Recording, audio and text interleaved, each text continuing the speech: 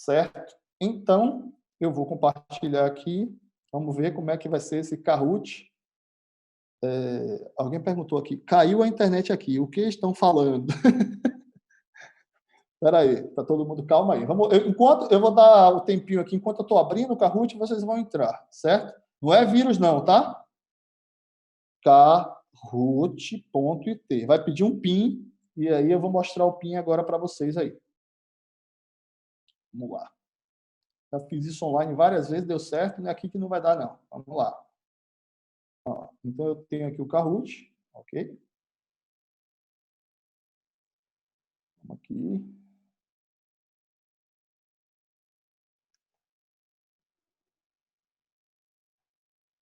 Deixa eu abrir um bate-papo, que vocês tiverem alguma pergunta, vocês podem fazer. Beleza, está carregando. Módulo clássico. Beleza. Então, pessoal, esse é o número do PIN que vocês vão colocar. Deixa eu apagar essa música.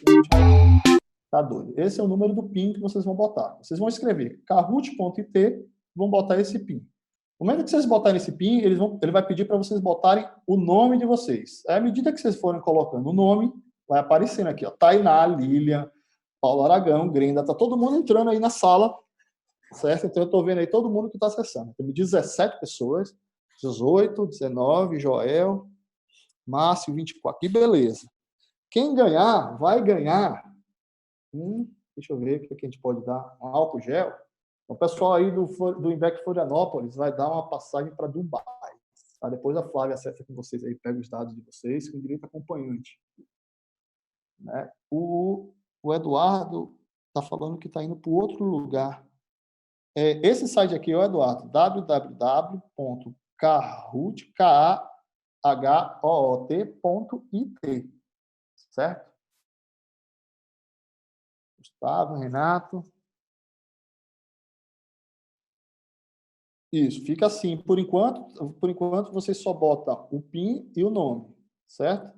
Aí daqui a pouco, quando eu apertar aqui o Start, aí vão começar a aparecer as perguntas com o tempo, e aí vocês vão ter o tempinho para responder ali rápido, marcando no dispositivo, no celular, aonde vocês estão, né, a resposta certa. Só que esse jogo é aquele jogo, a gente não precisa só responder, depois a gente vai ter que discutir o que a gente respondeu. Isso aí que é bacana. Vamos começar, beleza? Vou apertar o Start aqui e vamos começar. A Emily não conseguiu. Quem foi? Você está entrando nesse site aqui, Emily? www.kahoot.t. Vamos deixar aí para ver se ela consegue. Já começa. Isso, esse aqui é o PIN. E o Breno conseguiu ali, entrou agora. É com dois... desculpa, é com dois O, exatamente aqui, ó. Kahoot. Isso, escrevi errado, né? Por isso que não estava conseguindo. Desculpa aí.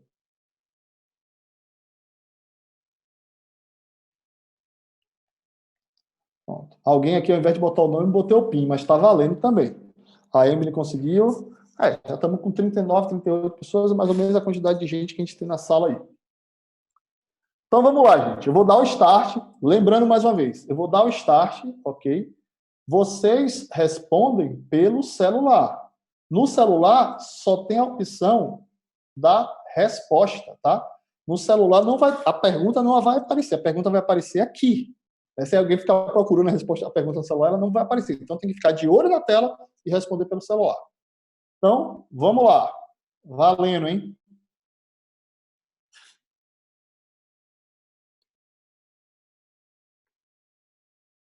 Qual o maior impacto ambiental da indústria da construção civil?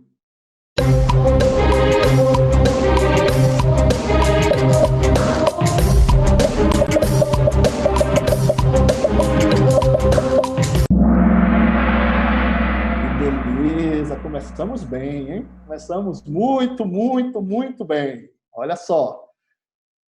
Todo mundo conseguiu responder, isso é importante, porque aí vocês entenderam como é que é a dinâmica do jogo, tá? Só que é que tá. 20 pessoas marcaram resíduos. E apenas 2 pessoas marcou extração de matéria-prima. Né? Quem marcou aí extração de matéria-prima, gente? Quem marcou, pode levantar a mão aí para saber. O Gustavo. Eu vou dar a palavra para o Gustavo aqui. Por que você marcou extração de matéria-prima, Gustavo?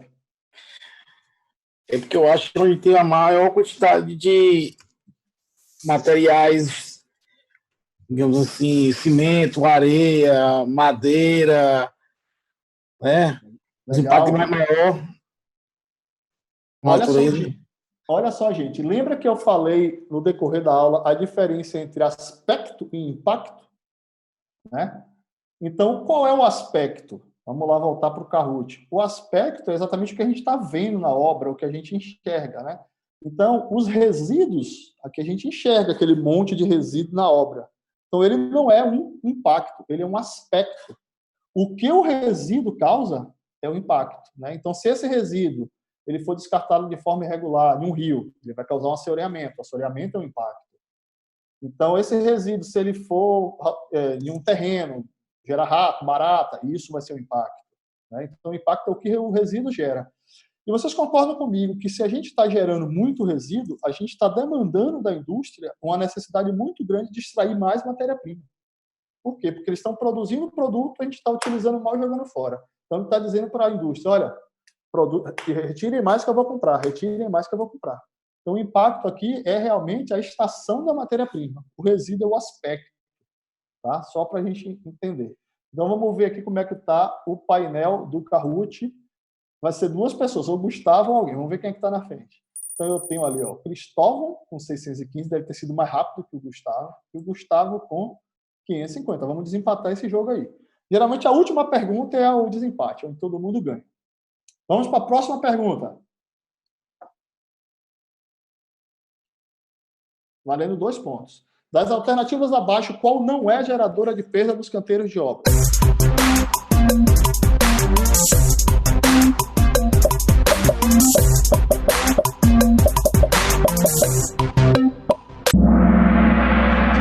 Pessoas. Legal, foi bem, gostei. E bacana ver o seguinte também, ó. A maioria acertou, né? O meu parou. Não apareceu para mim a alternativa. Sério, Leandro? Tem que dar um refresh aí para ver. O meu também. Estranho. Vai aparecer na próxima, fica ligado aí. Olha só. Quais são as alternativas? A gente está querendo saber o que é que não gera perda no canteiro de obra, o que não gera perda, tá? O que é que não gera perda? Estudo preliminar, né? Porque estudo preliminar não é nem feito no canteiro de obra, né? É feito fora dele. Agora, execução de projeto, a execução dos projetos, se o projeto for mal compatibilizado, mal feito, né? Mal planejado, por exemplo, paginação mal feita de piso, de alvenaria e tal, pode gerar perda? Sim, né? A logística interna de um canteiro, né? Muita movimentação de material levando para um lado, para o outro, a logística mal feita, né? O canteiro com muita movimentação desnecessária. Pode causar perda? Pode. Por quê? Porque o material daquele pode cair, você vai ter a perda física e você já está tendo a perda de tempo. Né? Às vezes, o funcionário lá, o operário, está fazendo uma movimentação muito grande desnecessária, que se o seu canteiro fosse mais bem pensado, ele estaria se movimentando menos, você estaria ganhando tempo. A gente não pode pensar que tempo é dinheiro, né? E essa logística tem muito a ver com isso. Qualificação da mão de obra. Aqui é bem simples a gente ver. Se a mão de obra for mal qualificada, né, uma mão de obra que não tenha muita qualidade, fatalmente o cara vai errar mais, e errando mais, a gente vai ter mais perda. Quanto mais a gente qualificar a nossa mão de obra, é melhor para a gente ter menos perda. Né? Então, estudo preliminar aqui faz a resposta correta. Vamos ver aqui quem é que está levando aqui até agora a viagem para Dubai. Vamos lá. Em primeiro lugar, Cristóvão. Ó, Eduardo Klassen pulou para segundo, Maurício, Paulo Aragão, né, e Fernanda. Tem chance para todo mundo. Essa viagem aí vai rolar. E a viagem é segunda-feira, tá? Tem uma parada, né, uma escala na China. Mas a China não tem mais coronavírus. A coronavírus só está aqui agora. Então é melhor sair do que ficar. E depois vamos para Dubai. Então vamos lá. O próximo. Próxima pergunta. Fica atento aí o pessoal que não apareceu, possivelmente vai aparecer agora. Segundo o Sebrae, quais foram os 2 maiores diferenciais para a construção civil em 2019?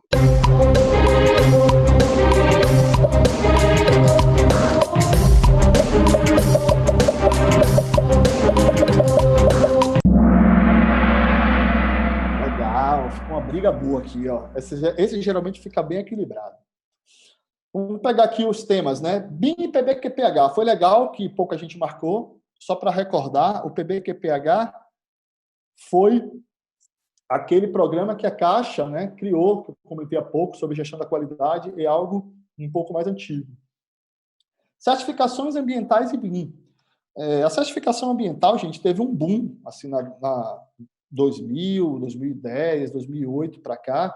Depois caiu um pouco, né? Hoje a gente vê pouco falando em ainda certificar LEED, ainda certificar AQUA, porque se torna um processo caro e que geralmente quem tinha investimento para fazer nessa área meio que já fez. Então, hoje são poucos os empreendimentos que ainda estão buscando efetivamente uma certificação. Né? Normatização e BIM. O problema aqui não está na normatização, tá? O problema aqui está no BIM. Em 2019, gente, segundo o Sebrae, né, e a gente percebe isso no mercado também, por conta da norma de desempenho, muita gente foi atrás dessa questão de normatização. Né? Eu dei, inclusive, treinamentos lá pelo Senai, na Bahia, há uns anos atrás, e é engraçado que a maioria dos treinamentos de norma de desempenho tem mais advogado do que engenheiro e arquiteto. O pessoal vai para descobrir onde é que estão os gargalos da norma para ele atacar, né, as construtoras lá, e o negócio é brabo. E o BIM ainda não estava sendo considerado assim, um diferencial para o Senai. Agora, para o Sebrae, desculpa, agora o BIM já está chegando, depois da obrigatoriedade, decreto e tal. Normatização e sustentabilidade. Isso aqui bate muito. Por quê? Primeiro, a questão da norma de desempenho, que eu já comentei, e a sustentabilidade que a gente fala tem muito a ver com a questão de soluções sustentáveis para edificações. Né?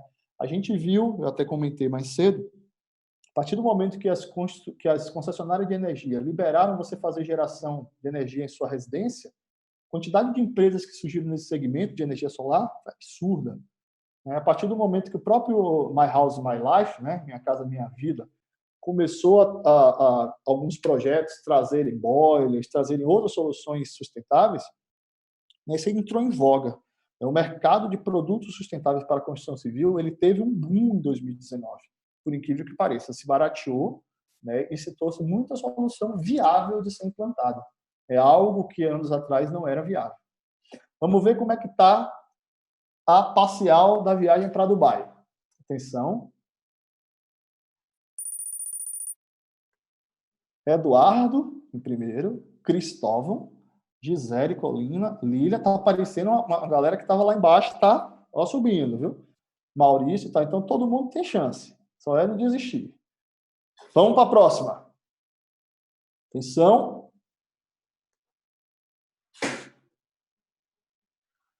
Valendo 2 pontos. Qual a melhor etapa para se corrigir os erros e minimizar as perdas?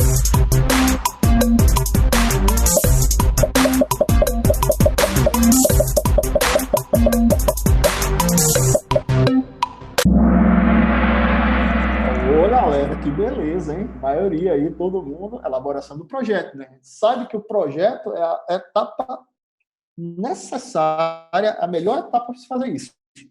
Por quê? A etapa mais barata, né? A gente ainda não gastou com material, a gente ainda não alocou mão de obra para execução, né? Então, é a melhor etapa para a gente propor solução para minimizar as perdas, né? Essa etapa aqui, de rever o que está certo, o que está errado, compatibilizar, recompatibilizar, testar. Em vez de usar um piso tal, vou usar o piso tal para ver se perde menos e tal. Perda tanto econômica quanto física de material, né, digamos assim. A execução de alvenaria não é, né? É bom que ninguém marcou. Por quê? Porque a gente entende que o projeto já está pronto, já está sendo executado. Então, se o projeto de alvenaria for mal feito, ele já vai gerar perda de qualquer forma. Contratação de terceiro é a mesma coisa, não é a melhor etapa, né? Por quê? Mesma coisa, a gente já tem que partir de um projeto prevendo exatamente os terceiros que a gente vai contratar, que tenham uma boa qualidade de mão de obra, que são pessoas que a gente já confia, que vai atender o prazo, o cronograma. Então, isso aqui já tem que partir da premissa lá desde o projeto, planejamento e daí por diante. Orçamento também não. Por quê? Porque a gente precisa orçar em cima do projeto. Então, se o projeto, né, for mal feito, a gente vai orçar de forma errada, né, vai comprar mais, vai, né, acabar tendo perda também. Então, a alternativa certa é exatamente aqui, a elaboração de projeto. Vamos lá ver como é que está a nossa parcial. Eduardo vai levar essa viagem para Dubai mesmo, Eduardo? Ave Maria. E, em segundo lugar, Cristóvão, Lília, Maurício e Paulo Aragão. Beleza. As duas perguntas que vêm agora são as perguntas batatas, assim, para ganhar o jogo, tá? Então, é a hora de dar a virada. Vamos lá? Próxima pergunta. Está lendo 2 pontos. O que é o Lean Construction?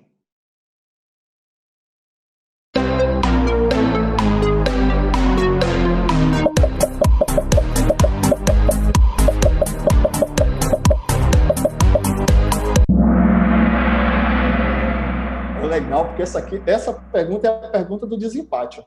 Porque a metade geralmente vai para esse lado, que é a etapa da gestão, e a metade vai para a filosofia. É geralmente assim.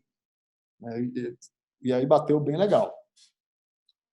Quem lembra o que é Lean Construction é o seguinte: a filosofia Lean, né, o pensamento Lean, pensamento enxuto, ele surgiu na Toyota. Eu comentei isso aí também mais cedo, né? A filosofia de você só produzir por demanda, né? Você ter etapas, você não ter estoque intermediário. Por quê? Porque se você está em uma etapa de produção e a sua etapa está com problema, vamos supor aqui, ó, gente, eu estou fazendo uma etapa e aqui eu tenho uma outra etapa que começa. Essa etapa aqui vem, eu gero um produto, aí essa segunda etapa pega o meu produto e segue. Vocês concordam comigo que se essa etapa daqui estiver gerando um produto defeituoso, então eu estou gerando um produto defeituoso, quando essa etapa pega aqui, ela sempre vai pegar o produto defeituoso, então essa necessidade de estoque, ele é repensado dentro da filosofia Lean. É estocar só o que é necessário.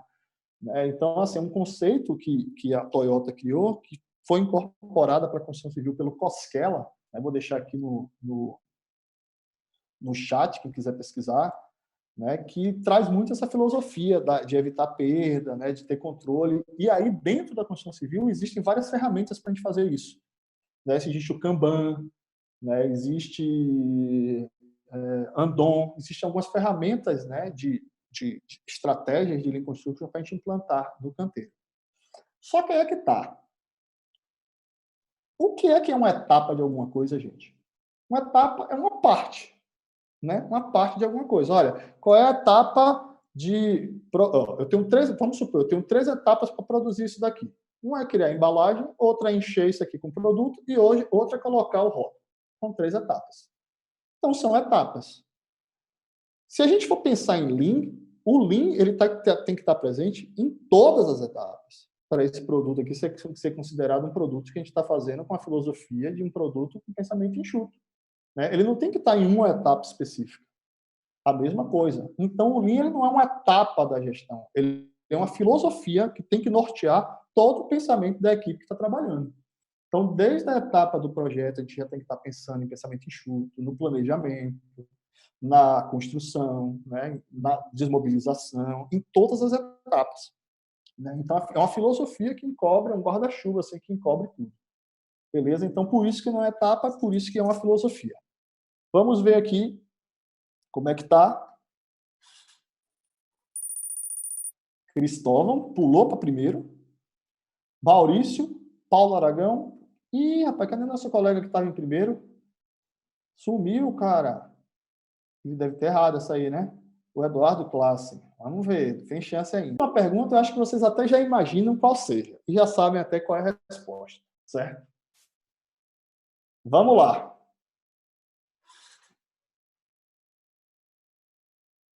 O que é o BIM?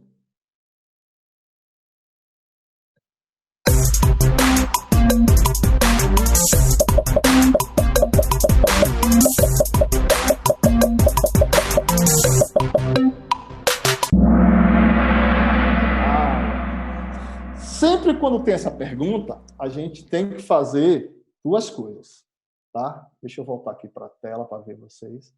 Tem que fazer 2 coisas.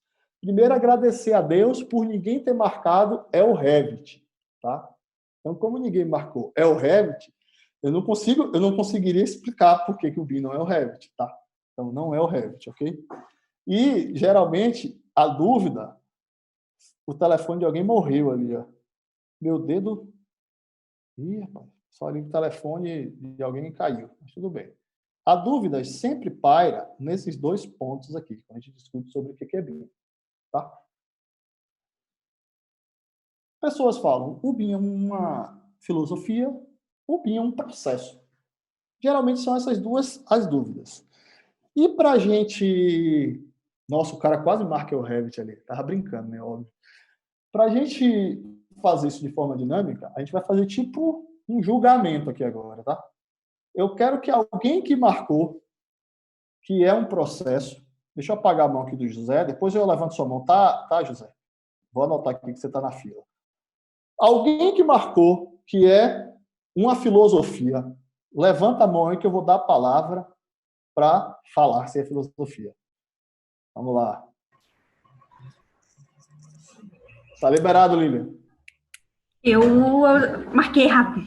Depois que eu vi que eu marquei rápido. Tá. Mas você concorda que é filosofia ou processo? Processo. Tá. Eu quero alguém que marcou que filosofia, que acha que é filosofia, para a gente debater agora por que é processo ou por que é filosofia. Quem marcou aí que é filosofia, que quer falar? Ninguém marcou que é filosofia. Gente, vamos pensar aqui, ó, a Dina. Vamos abrir aqui para a Dina, desculpa. Pô, cadê ela? Dina, saiu. E na hora que eu habilitei o microfone dela, ela caiu, né? Na hora que eu habilitei o microfone dela, ela caiu. Mais alguém quer falar sobre filosofia? Fernanda, quer falar, Fernanda? Aqui, a Dina. Pode falar, Dina. Tá liberada aí. Assim, o que eu entendo filosofia seria um sistema, alguma coisa para resolver, tipo um processo. Desculpe, processo BIM porque a gente usa vários softwares para executar um trabalho. E na filosofia, como a Lean Construction, é tipo como economizar, como fazer uma coisa enxuta. Para mim, é essa a diferença entre as duas coisas. Beleza. Vou dar a palavra aqui para o Leandro. A Fernanda também quer. Deixa eu abrir aqui para o Leandro. Pode falar, Leandro. Está liberado aí. Leandro Serafim. Na verdade, eu fiquei na dúvida entre as duas, filosofia e processo, mas aí, na verdade, assim, eu fiquei na dúvida porque, para mim, o BIM, ele é uma metodologia, né? Então, tá entre o processo e a filosofia. Assim, eu não decidi marcar o processo porque, assim, de certa forma, o processo, ele é um fluxo de trabalho. E o BIM, além de ser um fluxo de trabalho, a gente utiliza softwares, e aí por isso que no meu ponto de vista, isso é uma metodologia, né? Então é uma coisa que está entre a filosofia e o processo aí. Bacana, boa contribuição do colega. Deixa eu habilitar aqui para a Fernanda, aqui pela ordem. Pode falar aí, Fernanda. Ativa. Tá. Eu marquei processo porque ele parte desde criação, ou projetar e depois gerenciar a construção civil. Então, é um processo de pensar desde o início até o final, né? E não pensar numa única etapa. Por isso que eu marquei processo. Legal. Vou pegar aqui mais uma opinião da Tayane. Pode falar, Tayane. Eu fiquei em dúvida entre filosofia e processo também, que nem o Leandro, e eu concordo com a forma de pensar dele, que foi mais ou menos o que eu pensei, porque para mim o BIM, mais do que o processo de trabalho, são as pessoas envolvidas nele. Então, se as pessoas não aderem à ideia do BIM, o processo não funciona. Entendeu? Legal. Então, por isso eu fui mais para o lado da filosofia do que do processo em si. Bacana. Vou pegar aqui mais o depoimento da Gisele para a gente discutir isso aí. Vai lá, Gisele, tá liberada aí. Deixa eu tirar o... Oi, tá liberado. Boa noite, gente. A filosofia é uma ideia que você segue, né? Um sentido, vamos dizer assim. Eu marquei processo. E processos são etapas. Você segue, né, a metodologia são etapas que você vai seguindo. Então, eu marquei o processo por causa disso. Legal. Muito bom. Então, gente, eu gostei muito do que vocês falaram também da parte de metodologia, mas fica meio óbvio se a gente bota uma pergunta daquela ali, metodologia, todo mundo ia, até porque plataforma BIM, né, e aí todo mundo ia lá e marcar lá, é uma plataforma, todo mundo ia marcar. Então, a gente cria aquilo ali já para ficar na cabeça a minhoca ali, do que é processo, do que é filosofia, né, para a gente chegar a essa discussão aqui. Olha só, qual é a característica de todo e qualquer processo? Todo processo tem que ter 3 coisas. Qual a primeira coisa de um processo? O início. Depois o meio e depois o fim. Todo processo tem aquela etapa. Tem o início, o meio e o fim. A gente começa e termina ele, né? A filosofia é algo que engloba todo o processo. Eu posso ter pessoas dentro de um determinado processo que seguem uma filosofia, como exemplo, que seguem a filosofia enxuta, ou que seguem um outro tipo de filosofia, né? Isso fica muito claro para a gente quando a gente pensa o seguinte, a gente fala que o BIM é formado por pessoas, né? A gente trabalhar com o BIM é trabalhar com pessoas. Eu poderia trabalhar de forma colaborativa, olha só essa pergunta, de forma colaborativa, que é o que o BIM propõe para a gente, sem utilizar nenhum software BIM? Quem concorda, levanta a mão aí. Que eu poderia trabalhar de forma colaborativa. Sentar aqui agora com um arquiteto, um engenheiro estrutural, etc. Olha, vamos fazer um projeto aqui de forma colaborativa. Não vou usar nenhum software BIM, mas a gente vai trabalhar de forma colaborativa, de fazer os projetos aqui juntos. Eu vou fazer aqui meu projeto arquitetônico na prancheta aqui. O cara é mais trabalhoso? É trabalhoso. É punk? É punk. Mas é possível se trabalhar de forma colaborativa sem o BIM. Então, o que acontece? O que a gente percebe disso? Que a filosofia é uma filosofia de colaboração, de interoperabilidade. Essas questões que o BIM promove para a gente é algo que vai existir independente do BIM ou não. Tá? Então, por isso que o BIM ele não é uma filosofia, e sim um processo. Agora, as pessoas, para trabalharem com o BIM, elas têm que ter a filosofia e a visão de que ela não é a dona do mundo, que ela tem que trabalhar de forma colaborativa, né? Que a gente vai ter que ouvir a opinião de todos para fazer o processo andar de forma melhor possível. Não adianta você querer abraçar e fazer tudo dentro de um processo BIM, dentro da metodologia BIM, dentro da plataforma BIM, e você fala, não, eu não quero trabalhar de forma colaborativa, vou fazer tudo sozinho. Você não vai fazer. Tá? O BIM, essa prática de colaboração vai existir, tem que existir sempre. Por quê? Porque existe uma coisa no nosso universo da engenharia e da arquitetura que chamam-se funções, né? Eu sou engenheiro ambiental, aí eu tenho colegas aqui na sala que são arquitetos, eu tenho colegas que são engenheiros estruturalistas, engenheiros de hidráulicos, elétricos e por aí vai. Então, cada um tem a sua função dentro de um processo. E a colaboração vai permitir que todas essas funções se conversem para fazer um projeto otimizado, né? Então, a gente tem que jogar, muitas vezes, pensamentos de individualidade de fora, tem que querer ouvir a opinião de outras pessoas e tal. Então, é uma filosofia. A filosofia está muito mais em fazer com que as pessoas sejam escutadas e que você dê voz para essas pessoas, do que efetivamente o BIM é uma filosofia. O BIM, na verdade, é um processo onde tem pessoas envolvidas, onde essas pessoas têm que trabalhar de forma colaborativa. Mais ou menos por aí. O que a gente... Eu gosto de dar esse exemplo, que é bem legal. Todo mundo aqui assiste futebol, né? Já viu futebol, conhece futebol. Na pior das hipóteses, aí sabe o que é uma partida de futebol. Né? Quem não acompanha sabe o que é. E a pergunta que eu vou fazer é bem simples e vocês vão escrever, quero que vocês escrevam aqui no chat. Olha a pergunta que eu vou fazer. Qual o objetivo de um goleiro em um time de futebol? Defender, defesa, defender, pegar o pênalti, evitar tomar gol, beleza. Todo mundo errado, galera. Pensando nesse processo do BIM aí, o objetivo do goleiro é o mesmo objetivo do atacante, do zagueiro, do técnico, do meia, do cara do vestiário, é ganhar o jogo. Agora, a função do goleiro é não tomar gol. A função do atacante é fazer gol. A função do técnico é criar a estratégia para a equipe ganhar. A função do fisioterapeuta é deixar os caras bem fisicamente. Percebe? É exatamente o que acontece no BIM. A gente tem um objetivo, que é fazer um projeto bem feito, compatibilizado e tal, onde cada pessoa tem a sua função e tem que trabalhar de forma colaborativa.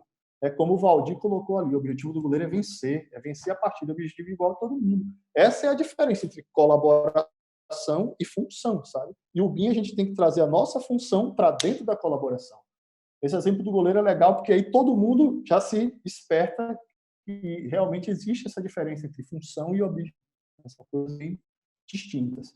Voltando lá para ver quem ganhou o jogo, quem vai ganhar uma passagem com o Dubai, a Flávia me botou até aqui agora, que falou que tem uma escala em Wuhan, na China, uma parada lá rápida de 3 dias e depois segue para Dubai, essa viagem. Então, vamos ver aqui quem é que vai levar. Pódio. Terceiro lugar, Eduardo Classen. Segundo, Pipa. E primeiro,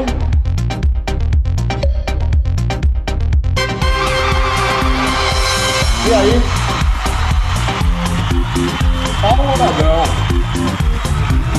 Quem é Paulo Aragão aí? Deixa eu ver quem é o Paulo Aragão. Pô, aí, o Paulo não tinha aparecido, né, Paulo, na sequência lá. Você tinha aparecido em algum pódio anterior, não? Sim, na quinta pergunta ali. Eu tava Tá no vendo? O pódio. cara chegou no final e... Então, ó, pode procurar a Flávia ali, que a passagem está liberada para Dubai, com uma passagem em Wuhan rápida, né? É bom viajar essa época do ano que está tudo meio barato pelo lado de lá. Brincadeiras à parte. Tem um mercado lá de animais. Bem conhecido. É interessante eu conhecer esse mercado de animais.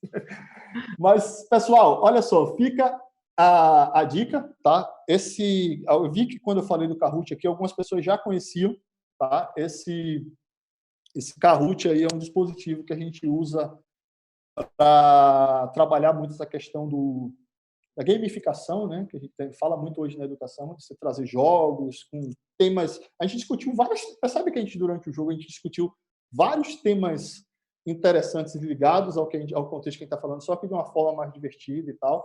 Né? Isso aí é bacana para vocês usarem, realmente fazer um treinamento com a equipe e tal. Então, o Kahoot ele é gratuito. Você pode até fazer 5 jogos nele, sem pagar a plataforma, e depois você começa a pagar. Né? Então, aquele joguinho todo ali, você monta as perguntas, as respostas, o tempo, né? E fica bem, bem interessante. O que a gente vai fazer agora? São 10 horas da noite, tá? E eu vou fazer o seguinte, eu vou deixar uma tarefinha, tá, para vocês aqui. Dormir! A Gisela falou dormir. Eu vou deixar uma tarefinha aqui para vocês, coisa simples, tá? Eu vou compartilhar aqui a tela. E aí, vocês fazem agora ou amanhã de manhã rapidinho e tal, antes da aula, coisa besta, para a gente discutir amanhã no início da aula, para a gente ter esse segundo momento aí que é de vocês pensarem um pouquinho também nessa temática. Então, olha só, deixa eu compartilhar aqui. O professor Xi, que foi meu orientador de mestrado lá, ele escreveu um artigo um tempo atrás, com a Bárbara e o Sérgio Tavares, que exatamente tem muito a ver com o que a gente está discutindo, que é o uso do BIM para o projeto sustentável. Então, é assim, um artigo recente, e é um artigo bem legal, assim, não é aqueles artigos de linguagem maçante com 475 mil páginas, sabe? É um artigo, quase que artigo de você ler assim, tranquilo, como se você estivesse lendo um artigo de blog, de revista. Né? Então, eu vou mandar aqui no chat o artigo para vocês lerem, aí podem ler antes de dormir ou amanhã de manhã, e vou deixar 2 links, né? Amanhã eu vou botar os vídeos, tá? Antes da aula, para a gente assistir. A Fernanda falou que são 500 páginas com Arial 8. Brincadeira, né? E eu vou mandar aqui 2 links também de 2 vídeos que eu quero que vocês assistam. Na verdade, um link só. Que eu quero que vocês assistam sobre... A gente falou muito de tecnologia, de construção sustentável, etc. Tá? E o vídeo vai ser esse aqui. Deixa eu abrir para mostrar para vocês. Eu mando o link. Tá? Olha só. Espera aí. Fechar. Cancelar. Fechar aqui. Sair. Pronto. Tá fechando o Kahoot que eu não queria fechar. Olha só, gente. O vídeo é bem interessante, tá? Vocês vão curtir. Eu tenho certeza que quando vocês vão assistir o primeiro, vocês vão querer assistir vários outros sobre esse mesmo tema, porque é bem interessante, vai surgir algumas dúvidas e vocês vão gostar. O vídeo é esse aqui, ó. Olha o nome do vídeo. Casa em 37 dias com 180 metros quadrados. Tá? Isso aqui é no Brasil. Ok? Não é China, não é o hospital, não, tá? Uma casa que foi construída em 37 dias, essa casa com 180 metros quadrados, feita com isopor. Tá? E aí, o que é que vocês vão fazer? Vocês vão assistir esse vídeo, não vou botar agora, vocês vão mandar o link aqui, tá? Aí vocês assistem, fica melhor, né? Que não fica travando e tal. E aí, o que é que vocês vão fazer? Vocês vão assistir esse vídeo olhando do ponto de vista de sustentabilidade. E aí, gente, é só escrever no papel perguntas tipo tópicos, tá? Itemização. Financeiro. Esse negócio é viável? É sustentável mesmo? Conforto térmico, não sei o quê. Custo. Para amanhã a gente discutir se essa metodologia, assim como outras, como steel frame, drywall, dentre outras que existem, são técnicas construtivas efetivamente sustentáveis, né? Ou se é aquele famoso greenwash que eu comentei, que a gente vai entrar mais a fundo amanhã, né? Que é aquela onda de fazer papel de bom moço, dizer que é sustentável e no fundo não é. Né? Então o artigo, eu vi que o pessoal falou aqui, 11 páginas, ferrou. Gente, olha só, esse artigo não é para vocês lerem ele como a gente lê artigo para fazer trabalho de conclusão de curso, dissertação, não. É para fazer uma leitura dinâmica. Pega algum tópico que você gostou ali e marca, que é para um artigo para a gente fomentar uma discussão amanhã. Tá? Não é um artigo para você ler com bastante detalhe. Né? Vou marcar alguns tópicos que chamem a atenção só para a gente fomentar uma discussão e tópicos que apoiem essa discussão da utilização de técnicas diferentes, como essa questão do isopor e como outras técnicas sustentáveis dentro de um projeto. Tá? E amanhã a gente vai discutir se é viável, se não é viável, etc. Beleza? Então, o que é que a gente vai fazer? A gente vai parar agora 10 horas, eu vou ficar na sala aqui até 11, mais ou menos, quem quiser dúvida, eu vou ficar aqui mais 1 hora querendo tirar dúvida, quem quiser já ir fazendo a atividade aqui comigo, a gente vai fazendo também, mas como já são 10 horas, tem muita gente assim, abrindo a boca já, então a gente para aqui e amanhã a gente retoma, tá? Umas 8 horas mais ou menos. Eu mandei aqui o artigo, Fernanda, o próprio PDF do artigo aqui no chat, tá? Então, só é clicar nele que ele já baixa. Beleza? E quem puder também, gente, eu sei que vocês têm um grupo no WhatsApp, salva o arquivo e manda no grupo do WhatsApp lá, que fica mais fácil para quem não conseguir. Até amanhã a gente começa o dia discutindo, né, essas coisas, esses temas. Vou mandar de novo aqui, que algumas pessoas não baixaram. Vamos lá. Mandei de novo. Ele demora um pouquinho, ele carrega, tá? E aí daqui a pouco ele, para mim aqui já apareceu. Mas esse mesmo artigo, ele está disponível no material da aula, tá? Aquele que foi lá para o portal. Esse artigo está lá. Tem 2 artigos lá, mas só precisa ler esse lá, já é mais tranquilo. E aí fazem uma itemização dos pontos que chamarem a atenção. Amanhã a gente vai dar partida na aula a partir dessa temática daí, de utilização de técnicas novas, inovadoras, e analisar o quão é sustentável isso ou o quão não é. Beleza? O Leandro falou que a casa ficou bonita. Rapaz, a casa ficou bonita e eu construiria uma dessa família. E você vai ver que ela é bem funcional. O nome do arquivo é ENTAC, né? Recebeu? Beleza. O nome do arquivo é ENTAC 2016 e aí tem o resto, pode não. Chegaram aí para você, gente, no chat? Não? Vou fazer diferente. Segundo.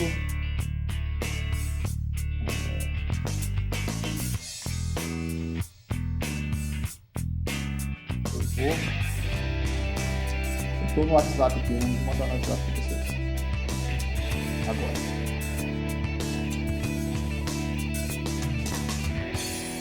Vocês estão com bate-papo aí, né? Vendo as conversas, né?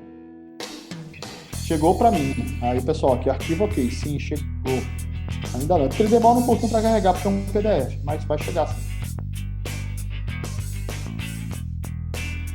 Peraí.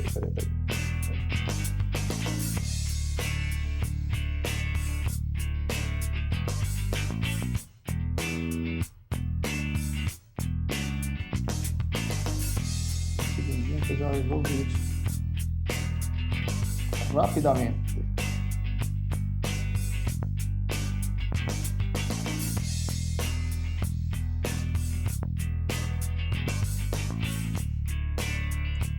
Eu vou botar o artigo no Dropbox e vou mandar um link para vocês baixarem. É mais fácil.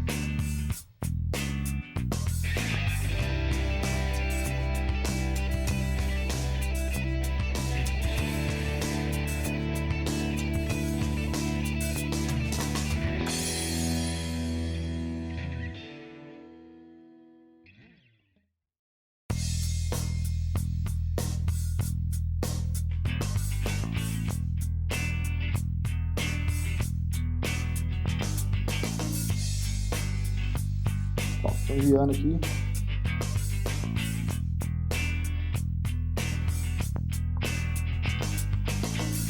Acho que alguém já tinha conseguido baixar, porque alguém falou assim, 11 páginas. Então, esse vídeo tinha 11 páginas. Mas é uma leitura bem tranquila.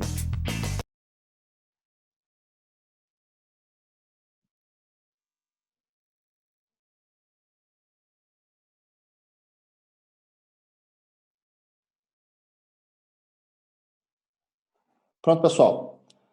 Já botei lá no Dropbox. Esse link aí, quando você clicar, ele já vai baixar o arquivo. Já vai abrir o arquivo para vocês lerem aí. Podem baixar também. Ver se deu certo.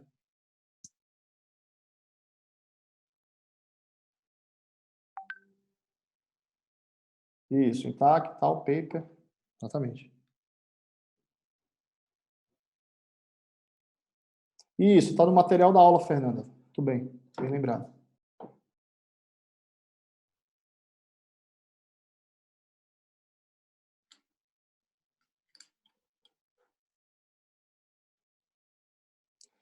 Ô, Breno, se o material dessa aula estava disponível lá no portal do aluno, mas eu vou fazer, para garantir, a mesma coisa. Eu vou colocar esse material aqui no Dropbox.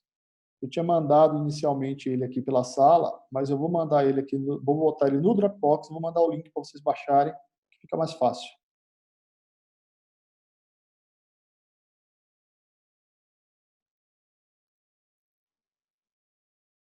Deixa eu fazer a upload aqui um segundo. Mas é porque com o pessoal de reposição, às vezes não recebe lá o material, né? Tem esse probleminha.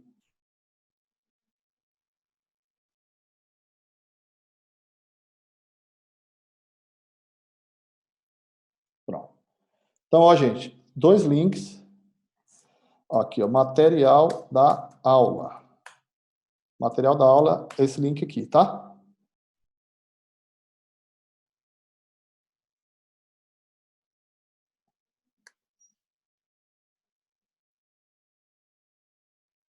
E esse link aqui, artigo. Pronto. Os 2 links aí, quem quiser baixar, quem não conseguiu pegar direto no chat.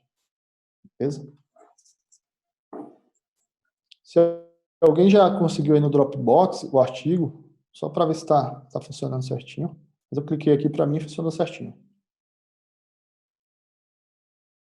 É bom que já lê até pelo próprio navegador, não precisa nem baixar se não quiser.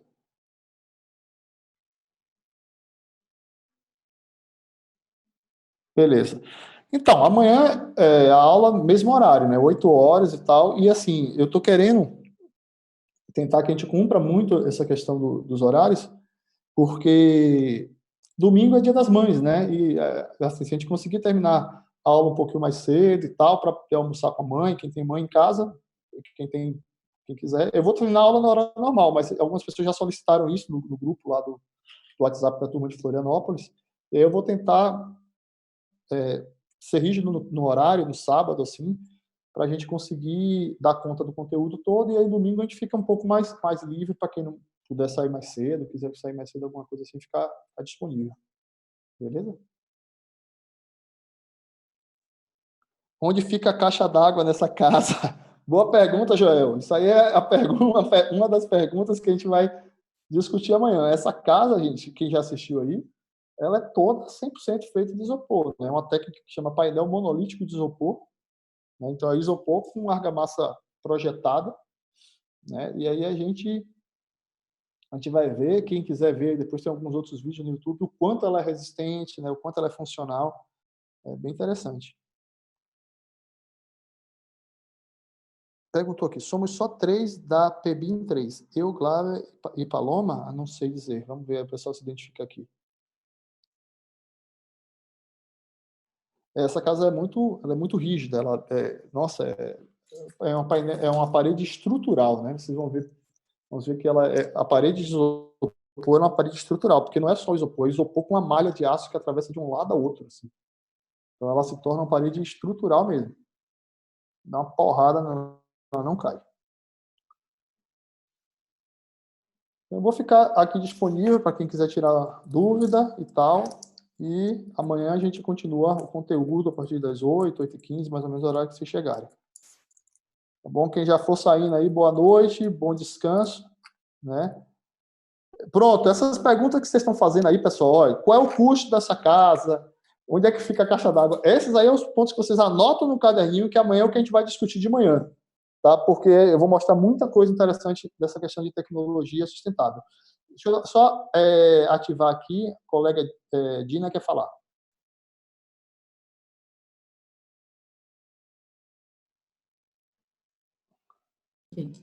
Não estou conseguindo baixar. É esse aqui o artigo? Deixa eu ver. Não apareceu para mim. Espera aí. Só um pouquinho, eu vou tirar. Ah, é porque quando você está com chroma key, ele pega no branco, né? Aí na folha não dá para ver. Eu estou tirando já. É legal esses fundos, né, que a gente pode colocar no Zoom, cara. Muito legal. Eu fui porque senão vocês vão ver a minha cozinha. Eu botei por causa da cozinha. É um que diz o processo do projeto integrado das edificações. Isso, tem 2 artigos. Tem esse e o outro é o BIM, o uso do BIM para o projeto sustentável, que também estava lá junto com o material. É um artigo do ENTAC 2016. Tá. Então tá, tranquilo. Beleza. Beleza, até amanhã. Eu vou Boa chegar noite, um pouquinho mais tarde, tá? Tá joia. Bom descanso aí. Obrigado, tchau. Quem foi mais que queria falar alguma coisa?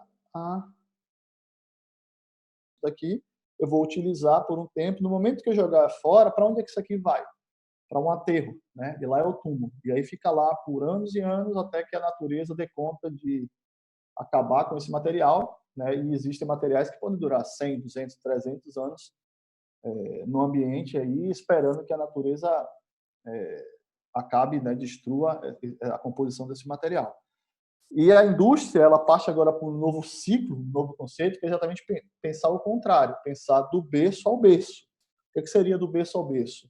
Eu vou fazer esse mesmo pendrive, só que no momento que eu estou projetando ele, tanto a parte de design como a parte de material, eu já tenho que pensar que hoje ele é um pendrive, mas amanhã ele pode se tornar, sei lá, eu posso tirar essa partezinha aqui de metal e esse metal pode se transformar em algum componente de metal. Isso aqui volta para a indústria, de alguma forma, isso aqui vira outra coisa. E esse plástico aqui vira outra coisa. Né? E esse conceito do cradle to cradle, do berço ao berço, ele se encaixa muito bem dentro da construção civil. Por quê? Vamos fazer uma viagem aí, pessoal, agora. Vamos imaginar que a gente está entrando num canteiro de obra, a gente está passeando dentro desse canteiro. Eu quero que vocês escrevam aí, se vocês conseguem observar dentro desse canteiro que a gente está fazendo essa viagem, se existe algum material dentro dele que a gente não possa reciclar ou reusar. Né? Olhando assim os materiais que estão no canteiro. Tanto os materiais que já estão aplicados, utilizados, como os materiais resíduos que a gente tem no chão, ou em baias e tal. Alguém pode me dizer que tipo de material a gente não conseguiria reaproveitar ou reusar, né? Ou reciclar nesse canteiro? Fica aí à vontade para vocês escreverem no chat. Já tem aqui uma resposta, vamos ver. Fossa séptica. sim, né, a gente está contaminado de forma biológica, né, mas talvez, assim, dependendo do estado, a gente ainda consiga, né?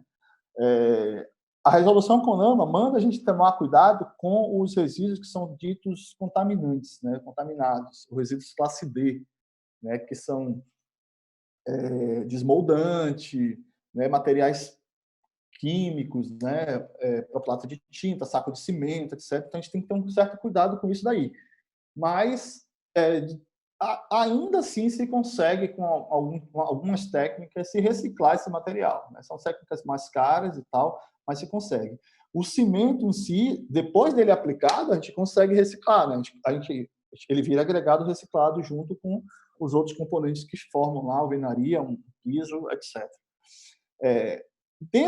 Dentro de um canteiro, gente, praticamente a gente consegue reciclar ou reusar tudo, tá? São materiais ditos, materiais com alto potencial de reciclagem, os materiais que compõem, né, uma obra, uma edificação. A gente tem que saber para onde destinar. Por exemplo, eu tenho madeiras que eu estou usando lá em uma forma. E aí depois eu vou tirar essas madeiras. Para onde eu poderia destinar essas madeiras de forma correta? Alguém tem uma sugestão? O que eu poderia fazer com essas madeiras? Eu poderia, por exemplo, mandar para queimar em algum lugar, em alguma indústria que usa essa madeira como matéria-prima. O Bruno botou aqui churrasco. Bruno, esse churrasco eu não quero ser convidado, tá? Por quê? Porque você vai queimar a madeira com produto químico, desmoldante, alguma coisa, e essa carne sua ela vai estar bem temperada. Brincadeiras à parte, a gente não deve levar essa madeira para queima de matéria para produção de alimento, né? Churrasco, pão, etc. Não deve fazer. Mas, por exemplo, destinar essa madeira para uma fábrica de blocos, né? Uma olaria, nossa, ela queima lá e evita tirar mata nativa, que muitas vezes eles tiram para queimar, né? Então, esse conceito do cradle to cradle a gente tem que incorporar, sim. Aqui, falaram mandar triturar para fazer matéria-prima para móveis, né? Ontem alguém comentou também aqui, acho que foi a colega que comentou que tinha na casa madeiras, aí o Dax falou, foi outra pessoa que falou que tinha uma empresa que fazia, né, utilizava essa madeira para fazer, picotar ela e fazer compensados, alguma coisa nesse sentido, né? Então, assim, tem aplicações, tá, gente? É só a gente saber. O principal que a gente precisa, enquanto gestor de canteiro, de obra, de projeto e tal, é entender que ali são materiais com alto potencial de reciclagem. Aquilo ali não é lixo, tá, gente? Aquilo ali é matéria-prima, né? O resíduo de obra é matéria-prima. Isso é o que a gente precisa entender. E esse outro conceito aqui, o design out waste, a gente tem uma tradução literal aqui, fica meio ruim de ser feita, mas é como se fosse assim: eu fazer o meu material, ele já ser construído de forma que ele facilite o descarte, tá? Então, por exemplo, eu tenho um livro aqui, esse livro aqui, ele é fácil de ser descartado, porque ele é tudo de papel, né? Ele não vai ter problema nenhum, né? Ele é descartado facilmente, ou então eu produzir materiais que consumam cada vez menos materiais, né? Criar produtos que consumam muito menos materiais. Por exemplo, eu tenho 2 pendrives aqui, olha a diferença da quantidade de plástico desse vermelho aqui para esse azul, né? Então, assim, tem a mesma função, a mesma atividade, né? A mesma necessidade, mas em um eu tenho menos material do que o outro. Por quê? Porque o design desse daqui, ele foi pensado já no descarte, né? Pensado em descartar menos material. Então, a indústria também está caminhando para esse sentido daí, né? Dando prosseguimento, eu sempre coloco algumas citações assim quando a gente vai começar um tema para a gente entender como é que está a questão da literatura, dos pesquisadores sobre isso aí que a gente está falando. E aí esse pesquisador aqui, o Inês, ele fala que isso aí a gente já sabe, né? Mas fica aqui interessante porque vem a questão percentual, né? Que muitos estudos já identificaram que a etapa de projeto é a fase fundamental para o planejamento da geração de resíduos de uma obra. A gente tem que prever a geração de resíduos da obra na etapa de projeto, gente. Não é na execução. Na etapa de projeto, eu já tenho que prever isso. Por quê? Porque eu já consigo prever logística, eu já consigo prever quantas caçambas eu vou alocar na frente da obra, aonde vai ficar as minhas baias de resíduos, né? Eu consigo prever muitas coisas, né? Consigo planejar muitas coisas a partir da estimativa de resíduos na etapa de projeto.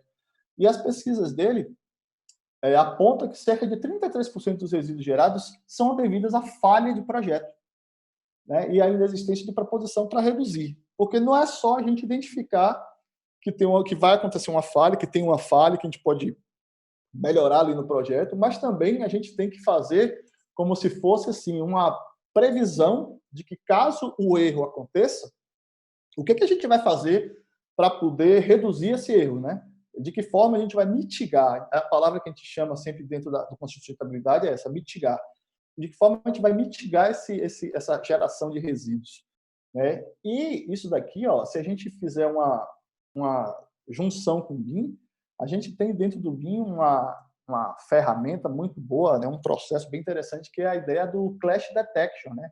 A checagem de interferência de projetos que o BIM dá para a gente, ela evita muita falha de projeto e, consequentemente, perda de material e, consequentemente, geração de resíduo, né? Então, muita geração de resíduo para quem trabalha com BIM, ela pode ser evitada se fazendo Clash Detection, a detecção de interferências, para que as interferências sejam já observadas na etapa de projeto, né?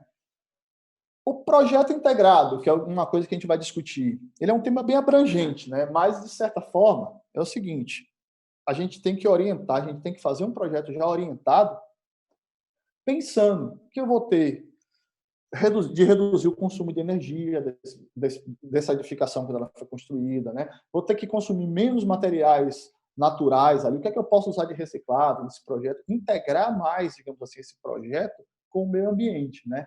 E aí você precisa fazer, diferente de um projeto convencional, uma lista de prioridades. Por quê? Porque a gente não dá para a gente salvar o mundo sozinho, né? Então, assim, nesse meu projeto, olha, eu vou tentar amenizar o impacto X, atenuando o aspecto tal.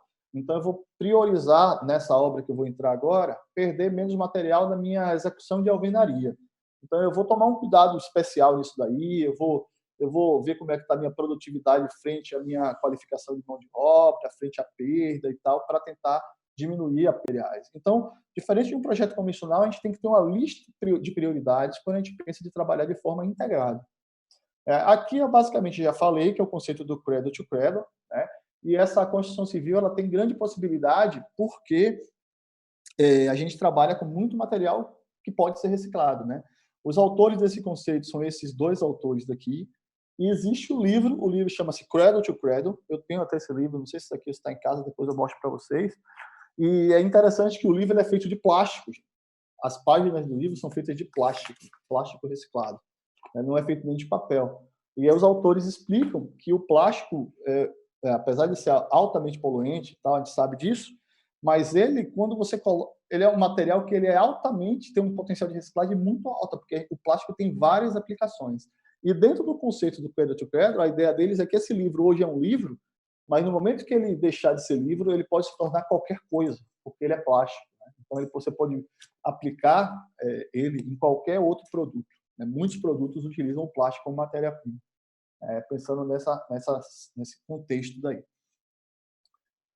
Projeto integrado de edificações. Basicamente, a gente precisa, e acho que vocês já estão bem conscientes disso, porque vocês trabalham com BIM, né? Nós trabalhamos com BIM. Então, a gente já tem esse conceito mais consolidado, que é deixar de trabalhar de forma linear, né? E começar a trabalhar de forma colaborativa, né? A partir do momento, vocês concordam que a partir do momento que você trabalha de forma mais colaborativa, o que acontece? A experiência de algum colega, de outra disciplina que está trabalhando com você nesse projeto, ela pode lhe trazer nuances que você não tinha ainda imaginado, não teria imaginado se você estivesse trabalhando de forma linear, e essas nuances, elas favorecem você ter menos erro, né? De repente você eu vou fazer um projeto aqui e a gente centra ao mesmo tempo o arquiteto, o engenheiro estrutural e o engenheiro de instalações. A gente não tem nenhum projeto ainda, mas a gente começa a pensar nesse projeto junto.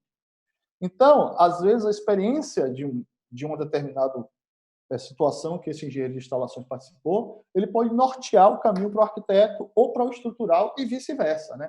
Então, tem que trabalhar ali, né, todo mundo concentrado com o mesmo objetivo em cima do mesmo projeto. Esse, para a gente, é um desafio muito grande, né? Porque, além do desafio de mudar métodos, rotinas, né, etc., mudar a comunicação, mudar a forma como é que a gente vai transitar com as informações dentre esses profissionais, a gente tem o processo de mudar a nossa filosofia, né? A gente foi condicionado a trabalhar sozinho. Infelizmente, ainda algumas instituições de ensino, na formação tanto do engenheiro quanto do arquiteto, ainda não tem enraizado 100% o conceito de colaboração desde a graduação. Então, muita gente veio formado ainda com o conceito de projeto linear. Olha, você vai trabalhar, você está se formando para ser arquiteto e você está se formando para ser engenheiro. Então, tipo assim, dê pitaco no que você está formado, que você vai dar pitaco no que você está formado. Mais ou menos por aí, né? E a gente tem que começar a quebrar isso daí, né? Começar a pensar de forma colaborativa. É bem aquele exemplo que eu dei ontem do time de futebol, né? Trabalhar de forma colaborativa é aquilo, pensar em um objetivo onde todos vão atrás do mesmo objetivo, tendo funções diferentes, né? E tendo as suas atribuições dentro dessas funções respeitadas. Isso é muito importante. Mas eu percebo, e isso é bacana, eu percebo que quem já está envolvido, né? Essa nova geração que nós fazemos parte aí desses profissionais, estamos envolvidos nesse processo do BIM, a gente já tem esse conceito mais forte, né, mais enraizado de trabalhar de forma colaborativa. E quem já trabalhou isso, o Eduardo aqui até comentou, que a gente acaba entendendo melhor o processo como um todo, né? Exatamente. Quem já trabalhou de forma colaborativa, a gente sabe o ganho que se tem, tá? Sabe o ganho que se tem. Existe dentro do gerenciamento de projeto, quem já trabalhou com ou já estudou gerenciamento de projeto, existe uma etapa do projeto que a gente chama de lições, né, aprendidas. O que são as lições aprendidas? A gente tem que registrar sempre o que deu certo e registrar também sempre o que deu errado. E essas lições elas vão nortear as nossas futuras tomadas de decisão. Então, vocês concordam comigo que, por exemplo, eu sou um engenheiro e eu trabalho ali dentro da minha casinha, digamos assim, dentro da minha atribuição, tá? Eu só faço o que eu faço e pronto, e não dou ouvido a muitas pessoas. Eu tenho as minhas lições aprendidas? Tenho, mas dentro da minha disciplina, dentro da minha atuação. Mas a partir do momento que você expande isso, você começa a trabalhar de forma colaborativa, as lições aprendidas de colegas de outras disciplinas, elas são efetivamente colaboradas, né, com os outros profissionais. E aí a gente tem ganho de produtividade, a gente tem ganho de diminuição de perda, né, tem ganho financeiro, porque tudo isso reflete em ganho financeiro no projeto, né, e se torna algo bem, bem interessante. Então, a partir de hoje, quem não trabalha de forma colaborativa tem que pensar muito mais, né, em entrar nesse processo do que efetivamente trabalhar de forma linear. Mas eu acredito que o BIM é exatamente o que vai quebrar esse paradigma daí, né, da colaboração, da falta de colaboração para o linear. Eu queria um pouquinho da atenção especial de vocês para esse gráfico aqui, gente. Que esse aqui é o gráfico. Lembra que ontem eu falei que eu ia mostrar para vocês uma situação que é aquela situação onde você pode argumentar com o tomador de decisão, com o investidor, e você atacar aquele órgão que dói dele, que vocês botaram ontem ali, que era o bolso, e é exatamente o bolso mesmo. Tá? Vamos fazer aqui uma suposição. Tá? Vamos supor que eu estou com uma verba destinada e a gente vai construir um shopping. Tá? Eu vou construir um shopping de grande porte. Tá? Não, vou botar um hospital para ficar melhor. Um hospital, tá, de grande porte. Dentro hoje das condições normais que a gente trabalha, da forma que a gente trabalha, né, como é que as aprovações de prefeitura, etc, etc. Em quanto tempo, mais ou menos, gente? Eu vou pedir para vocês colocarem no chat aí para mim. Quanto tempo, mais ou menos, eu demoraria a etapa de projeto, né? Eu vou entender a etapa de projeto desde a concepção, ali do momento que a gente está começando a conceber o projeto, até o projeto já estar todo pronto, todo licenciado, com tudo emitido, fala assim, ó, podemos bater o primeiro prego na obra, a gente vai começar a obra agora. Quanto tempo a gente demora isso, mais ou menos? Eu quero somente a execução ali do projeto, a construção do projeto e a aprovação. A Dina colocou 3 anos. Alguém dá mais, alguém dá menos? Posso colocar aqui 3 anos? 2 anos, 2 anos. Então, eu vou botar aqui meio termo, tá? Vou botar 2 anos e meio, tá? Eu vou botar 3 anos aqui. 3 anos no projeto aí. Vamos pensar agora na execução, na construção. Quanto tempo mais eu demoro para construir esse meu hospital de médio porte ali? Aí a gente tem que pensar, né? É uma questão, a gente tem algumas nuances para pensar. É uma construção particular, o investidor já tem os recursos disponíveis, tá? Não é uma obra pública que muitas vezes tem atrasos, etc. Mais ou menos quanto tempo a gente levaria para fazer esse hospital ali de médio e grande porte? 2 anos, a Dina, 1 ano e meio. Eu estou com 2 anos também, mais ou menos, por conta de ser um hospital, ter algumas complexidades um pouco maiores, né? Eu vou colocar aqui 2 anos, tá, gente? Beleza. Vocês lembram ontem que a gente comentou sobre ciclo de vida da edificação? Quanto é que é o ciclo de vida da edificação, segundo a literatura? Quantos anos? 50 anos. Perfeito, Fernanda. Então, são 50 anos. O Bruno comentou aqui, a Einstein em São Paulo está sendo construída há 4 anos agora e não há previsão de ficar pronto. Tem situações bem punk mesmo. O hospital é uma construção meio complicada, né, para a gente definir alguns pontos assim. E a gente só está fazendo aqui uma análise bem empírica, que eu vou explicar esse gráfico, tá, para vocês. Não é nada muito 100%, bater 100%. Então, o ciclo de vida da edificação são 50 anos, tá, gente? Né? Então, se eu tenho 50 anos, deixa eu apagar isso aqui. A gente vai ter que apagar tudo aqui, tá? Deixa eu botar aqui de novo. Ó, eu tenho projeto, a gente colocou 3 anos, construção, 2 anos. Então, se eu tenho 3 anos, 2 anos, 5 anos eu já usei do meu ciclo de vida. Vamos supor aqui que a operação, né, a gente vai operar esse empreendimento por etc. Tá? Vamos agora fazer uma análise aqui desse gráfico. Olha só que interessante. Esse gráfico daqui é um gráfico onde eu tenho no meu eixo X aqui o tempo, tá? No meu eixo Y a influência. Vamos entender como influência a possibilidade, tá, de eu modificar alguma coisa, né? Essa aqui é a nossa influência. Observa que interessante. Esse meu gráfico aqui, ele me mostra o seguinte. Durante a etapa de projeto, tá, gente? Aqui, ó. Durante a etapa de projeto, de concepção e projeto, que dura aqui, desse nosso hospital, ó, 3 anos, que a gente comentou, eu tenho um nível de influência extremamente alto. Eu posso modificar até tudo. Eu posso começar um projeto hoje e semana que vem falar, olha, gente, deleta tudo e vamos começar tudo de novo, porque eu desisti, eu não quero mais fazer um hospital, eu quero fazer agora um shopping. Eu posso começar tudo de novo, né? E a minha despesa, né, digamos assim, ainda é muito baixa nessa etapa. Então, o que é que isso aponta para a gente? Algo que a gente já sabe, né? A modificação na etapa de projeto, ela tem um custo, olha, gente, aqui o custo da despesa muito baixo, né? Então, é a melhor etapa para eu conseguir modificar alguma coisa, para eu propor alguma outra solução, para eu escolher uma outra técnica construtiva, para eu simular. É essa etapa aqui, né? E isso vai se tornando um pouquinho mais caro para o final, né, quando a gente vai finalizando o projeto. Por quê?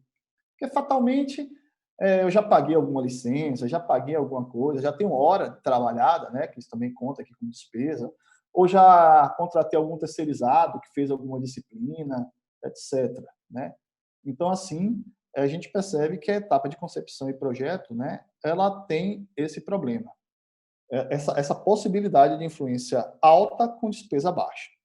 Quando a gente passa aqui para a etapa de construção, tá? A etapa de construção aqui, que a gente limitou mais ou menos em 2 anos, mas pode ser mais, a gente sabe ali as nuances que essa questão do hospital, o que a gente percebe? Logo quando eu já começo a construir, a influência, né, a possibilidade de modificar, ela cai, gente, a gente pegar aqui, ó, analisar, a gente cai mais ou menos em 70% a 80% a possibilidade de modificar. Ela diminui muito, tá? E toda mudança que eu propor, né, aqui são as mudanças, né, influência, a necessidade de mudar, com a obra acontecendo, cada vez que ela vai chegando mais para o final da obra, ela vai se tornando mais cara. Então, toda mudança na etapa de construção, ela vai se tornando mais cara, muito mais cara do que na etapa de projeto. E mais cara ainda quando vai chegando para o final, se, né, esse nível de influência for muito grande, né?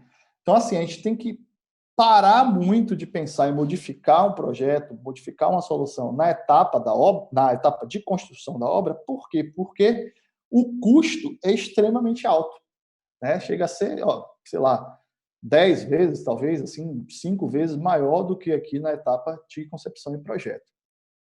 Quando a gente vai para a etapa de utilização ou operação, né, que a gente fala, e aí a literatura fala 40 anos, 50 anos, um colega que colocou uma informação importante, José Cristóvão, sobre a questão do concreto, maturidade em anos e tal, mas vamos pensar assim, baseado nessa questão da literatura mesmo, só para a gente fazer uma ideia aqui do estudo, sabe? A gente percebe que a influência, né, ela diminui muito, ela pode chegar a zero até, e a despesa, às vezes, é mais alta até do que na etapa de construção.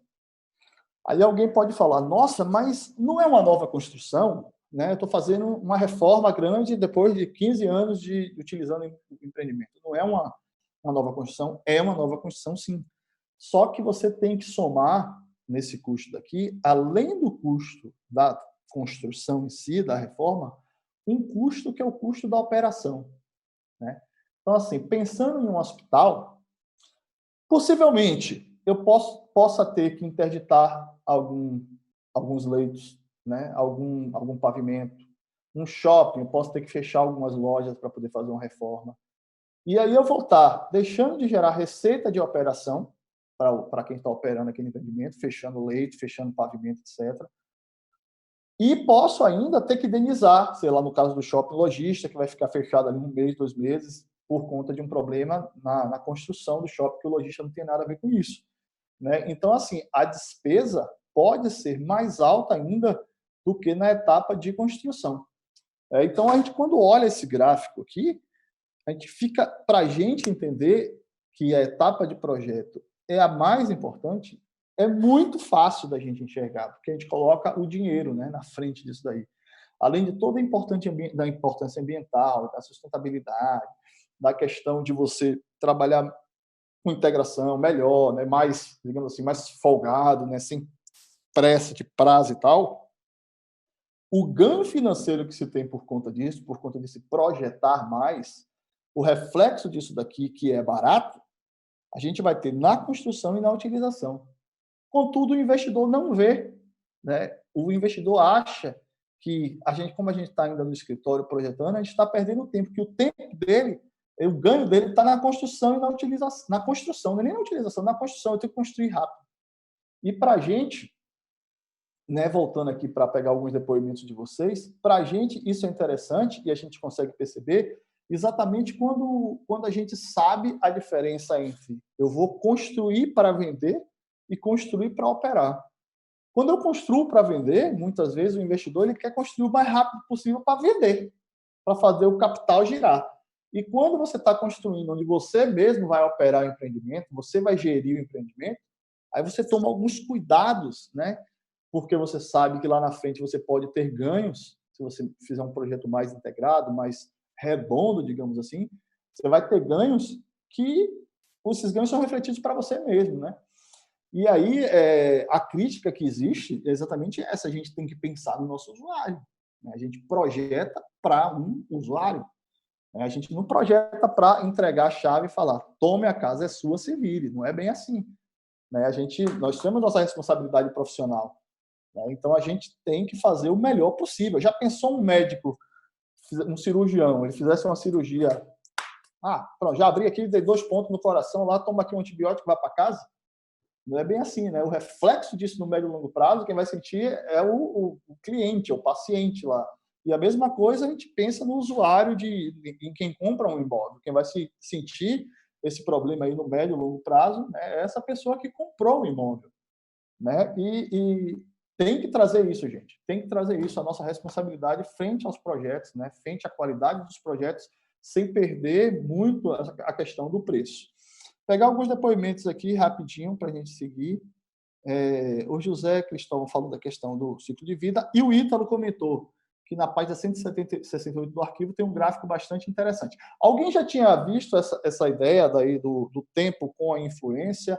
Ou alguém quer comentar alguma coisa sobre isso que a gente discutiu? Alguém concorda, alguém não concorda? Só para eu abrir aqui para vocês, para a gente interagir um pouco. Quem quiser comentar aí, só levanta a mão que eu habilito pelo menos uns dois comentários aí. Pode falar aí, Ítalo. Professor, bom dia. Bom dia, tudo bem? Tudo bom, professor? Eu compartilhei aí com vocês o link para acessar a tese de doutorado do Fabrício, que foi orientando do professor Silvio Melhado, na USP. Melhado, e ele faz, a pesquisa dele é sobre engenharia simultânea e engenharia sequencial. E esse assunto tem muito a ver com o que você está falando nesse momento, que é exatamente o processo de que ele fala lá na tese dele sobre paralelismo entre atividades. Então, a nossa indústria da construção civil, ela segue um modelo de engenharia simultânea por muitos anos, e a gente vê na tese aí do Fabrício diversos exemplos de outras indústrias que adotaram o modelo de engenharia sequencial, onde você tem atividades ocorrendo paralelamente, como, por exemplo, a indústria automobilística, e a gente consegue ver na figura que eu citei aí na página 168, que é a figura que ele faz um comparativo. Deixa eu te perguntar, Igor, você tem um artigo aí? Eu compartilhei o link do Drive.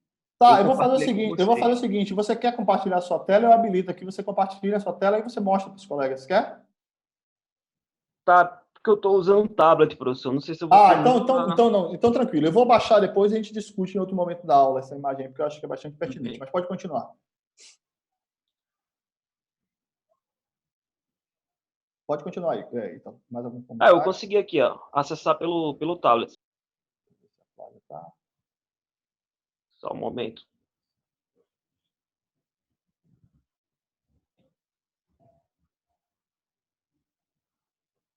Ela não tá. Eu vou fazer o seguinte, eu vou abrir, vou compartilhar minha tela e aí você vai falando em cima do que você está vendo aqui. É na página 168, né? Que você falou? É importante a gente ver que existem pesquisadores. Eu conheço o Melhado é fantástico, assim, pesquisador, nossa, muito bom mesmo. E é importante a gente discutir o caminho, né? Tá conseguindo visualizar, professor, a tela? A sua tela não, mas eu tô abrindo a minha aqui para você falar, porque acho que tem que habilitar você como anfitrião. Eu sou anfitrião agora, beleza. Então agora eu consigo. Vamos lá. É mais fácil. Deixa eu voltar aqui para o Zoom. Ítalo. Pronto. Oi, professor. Pronto. Aí tem um botãozinho aí embaixo da sua tela, Ítalo, que tem assim, compartilhar a tela. Um botãozinho verde, você clica nele e aí vai aparecer os softwares que você tem aberto na sua tela nesse momento, só é você clicar em cima do software que você quer. Pronto. Aí. A gente está vendo aí agora a tela do Igor, tá, gente? Do Ítalo? Ou do Ítalo, desculpa. Pronto, aí esse gráfico aí. A gente está vendo o gráfico aí, Ítalo. Pronto, então. Esse gráfico aqui, o Fabrício, ele fala sobre o processo de engenharia sequencial e engenharia simultânea. Então, vocês estão vendo aqui na parte de cima como é o processo, que a nossa indústria hoje segue, né? Que é o sequenciamento de atividades. Você começa com planejamento, segue para a atividade seguinte, que é concepção, segue para a seguinte, projeto, detalhamento e, por fim, a parte de produção. E aí ele faz uma análise com o processo de engenharia simultânea, que é o gráfico, a parte de baixo, que aí você começa a ter o que ele chama de paralelismo de atividades. Então, você traz para as fases iniciais diversas atividades que acontecem uma sobreposição, e com isso, com esse encurtamento aí, a gente trazendo essas fases posteriores para as fases iniciais, a gente acaba reduzindo o tempo. Então, Isso é bem interessante, essa análise. E tem uma outra imagem, que é essa aqui, que eu vou mostrar para vocês, que é muito parecido o gráfico da tese dele com o que você acabou de mostrar. Então, aqui, ó, ciclo de projeto na engenharia simultânea. Então, a gente vê aqui na fase de concepção e estruturação, que é a primeira fase, você tem um custo do projeto sendo encurtado com o processo de engenharia simultânea, perdão. O processo de engenharia sequencial é essa mancha verde, que ele fala que você tem um gasto de energia menor nas fases iniciais, porém, quando você vai fazer alguma alteração nas fases seguintes, você tem um custo decorrente de revisões. Então, você tem essa curva fazendo essa oscilação. E, além de prolongar o tempo, você acaba gastando mais recurso e energia. Então, Muito bom. Essa tese de doutorado do Fabrício é uma tese bastante interessante. Eu recomendo a leitura para quem tiver interesse. Ele detalha bem a diferença desses dois tipos de metodologias e fica muito claro que assim a nossa indústria da construção civil vem há anos usando um processo de engenharia sequencial. E quando a gente começa a analisar outras indústrias, como automobilística, aeroespacial, você vê que diversos processos dessas indústrias são baseados no conceito de engenharia sequencial, ao invés de simultânea. Você tem, por exemplo, o carro, você tem um capô sendo feito, ao mesmo tempo que está sendo feito o motor, que está sendo feito o banco, que está sendo feito outros equipamentos. No nosso caso, quando a gente vai fazer a casa, a gente primeiro faz o quê? Alvenaria, depois a gente vem para instalar as portas, esquadrias, para depois colocar acabamento. Então, você começa a enxergar que os nossos processos ainda são muito sequenciais. E o interessante é que a metodologia BIM, ela, assim, possibilita que a gente possa tornar esses processos de maneira simultânea, né? A partir do trabalho colaborativo. Você começa a fazer um desenvolvimento do projeto de forma simultânea, né? Simultânea. Você tem vários profissionais fazendo ao mesmo tempo um projeto em diferentes disciplinas. Então, acaba que, quando você lê essa tese de doutorado do Fabrício, e você tem um pouco de entendimento sobre a metodologia BIM, é como se os pontos se encaixassem. Né?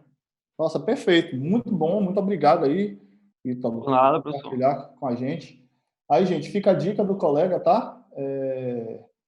Para esse material. A aula online é muito bom que a gente consegue fazer esse tipo de coisa, né? Compartilhar alguma coisa que está na tela do colega, e isso soma muito. Eu já vi algumas aplicações de engenharia simultânea em outras situações, principalmente na questão do que a gente chama de... Nossa, tô com a palavra aqui na boca. Tipo, quando você está em um projeto, que esse projeto já...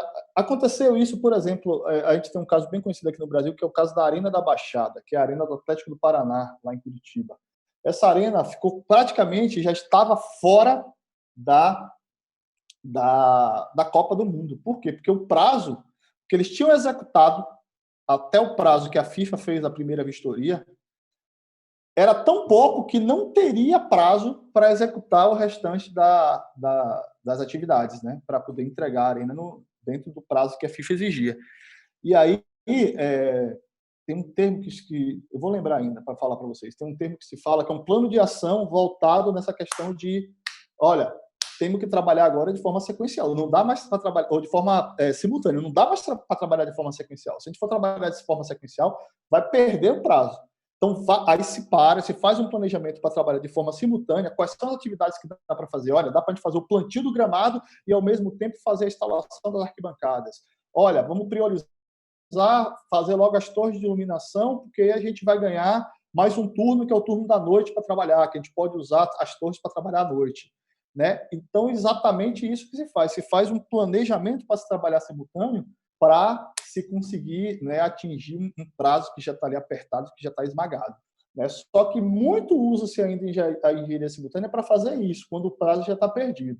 Mas, sabendo-se que a gente consegue recuperar tempo de um prazo perdido, por que a gente já não antecipa? Né? Isso aí que a tese do colega que o colega apresentou fala. Mas se a gente já sabe disso, se a gente antecipar isso, já vier desde o início, com a possibilidade de engenharia simultânea, a gente acelera muito os processos, né? Então, vamos continuando aqui os slides, tem mais algumas coisas para mostrar para vocês. Né? Pensando em construção, né, em projeto integrado, uma coisa que a gente tem que quebrar, um paradigma que a gente tem que quebrar, ele está aqui, ó. Toda vez que a gente fala, olha, eu vou fazer um projeto integrado, ele não necessariamente tem que ser uma grande edificação, né? Uma edificação de grande porte. Não. Eu vou ter que pensar em uma construção de alto desempenho, tá? Mas essa construção de alto desempenho não necessariamente são aqueles grandes green buildings que a gente conhece, aquelas grandes torres. Não. Eu posso ter uma residência, um projeto residencial, e esse projeto residencial ele tem um bom desempenho, né? Ela ser uma construção de alto desempenho. Quais são as premissas, os pré-requisitos que a gente precisaria para, digamos assim, dizer que essa construção é uma construção de alto desempenho? Que ela seja sustentável, né? Que ela seja segura, que ela seja funcional. Isso aqui é muito importante. E aí quem é arquiteto entende bastante essa questão da função da edificação. O projeto foi feito para a função realmente que ela vai, que essa edificação vai cumprir ao longo do seu ciclo de vida, né? A questão estética, né? É importante, né, para uma construção de alto desempenho. O contexto histórico, né, está inserido dentro desse contexto histórico. Se a construção é uma construção produtiva, se é acessível, se ela tem um custo efetivo, né, ou seja, se o que eu botei ali de recurso efetivamente é o que eu estou usando, né, é o que o tempo está pagando para mim. Então, isso daqui é construção de alto desempenho. Tá? Construção de alto desempenho não é grande construção, não é grandes green buildings e tal. Né? E aí eu gosto de dar um exemplo, eu vou pedir até a Márcio, se Márcio estiver aí, para ele me ajudar a dar esse exemplo, que é um exemplo daqui de Foz do Iguaçu, tá? Que é a construção do campus da UNILA, que é a universidade daqui federal. Eu vou abrir aqui uma imagem para vocês, para a gente discutir sobre isso aqui, que é um case bem interessante. Olha só, gente. Esse aqui é o projeto, a imagem do projeto aqui do campus da Universidade Federal. Vocês estão vendo aí a imagem, né? Alguém pode tentar dizer aí de quem é esse projeto? Esperar aí o chat. Quem poderia dizer quem é o arquiteto que desenvolveu esse projeto aí? Quero ver quem é bom. Parece Brasília, Niemeyer. Legal. Então, esse aí, gente, seria um dos últimos projetos do Niemeyer a ser construído no Brasil, né? Na verdade, está sendo construído. Só que a obra já está atrasada há anos, né? Aí a gente pensa assim, pensando naquela questão de construção integrada em função e construção de alto desempenho. Olha só que coisa que a gente precisa discutir. Função da edificação, tá? Qual seria a função dessa edificação? Essa edificação é que ela estava sendo construída para quê? Para ser uma universidade, tá? Uma universidade. E qual é uma das características marcantes em qualquer universidade, independente de ser uma universidade pública ou privada? Universidade é um espaço de constante modificação. Ao longo da graduação de vocês, ou de outra pós, ou quem já fez mestrado, já deve ter se deparado com isso. Você está na universidade, na faculdade, nesse semestre, daqui a pouco, quando você volta, aquela biblioteca virou uma sala de aula, o laboratório virou uma secretaria, se fundiu 4 salas, você fez um auditório, né? Então, assim, um espaço de constante modificação estrutural, assim, da edificação, né? Mudança de espaço, de layout, mudança de layout, de espaço, né? Por quê? Porque vão surgindo novos cursos, a demanda de alguns cursos vai diminuindo, né? Vão surgindo novas necessidades tecnológicas, de laboratórios, de informática, etc. Então, é um espaço que, dentro daquele ciclo de 50 anos, vai ocorrer constantes modificações. E o primeiro problema que se tem nesse projeto aqui, que algumas pessoas até falam, não é a questão de ser do Niemeyer, não é nada disso. O maior problema disso daqui é uma edificação dessa aqui, por ser uma universidade, precisa de constante modificação, e esse projeto é um projeto autoral e registrado, praticamente a gente não vai conseguir mudar.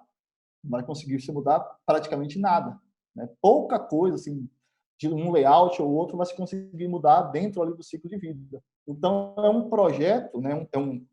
É um projeto, ao ser executado, que a função dele vai ficar limitada à função inicial, né? Ao longo do tempo vão acontecer novas necessidades que talvez a gente não consiga mudar, né? Então, tem esse problema, né? Exatamente, já que o Storm falou aqui, fica um projeto engessado. Não é que é o projeto do Niemeyer que é engessado, viu, gente? Me entendam. É que, para a aplicação dele, esse projeto ser uma universidade, se tornaria um espaço engessado.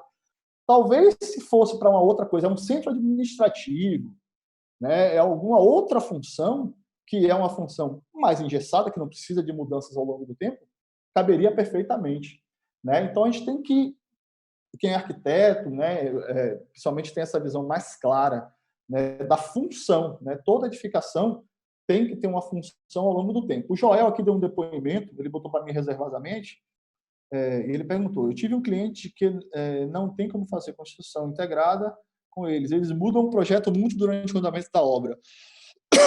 Desculpa, a construção integrada, por fim, acabaria gerando muito desperdício. Perfeito. Para se fazer construção integrada, o cliente, gente, não vamos esquecer, daqui a pouco vai vir uma imagem aqui que vocês vão ver. Dentro de um processo colaborativo, o cliente faz parte do processo, tá? O cliente, ele não está fora do processo. O cliente está dentro do processo colaborativo. É importante isso daí, porque é o cliente que vai, ao longo do tempo, dizer as nuances que ele quer e que ele diga tudo na etapa de projeto. A gente sabe que é difícil, né?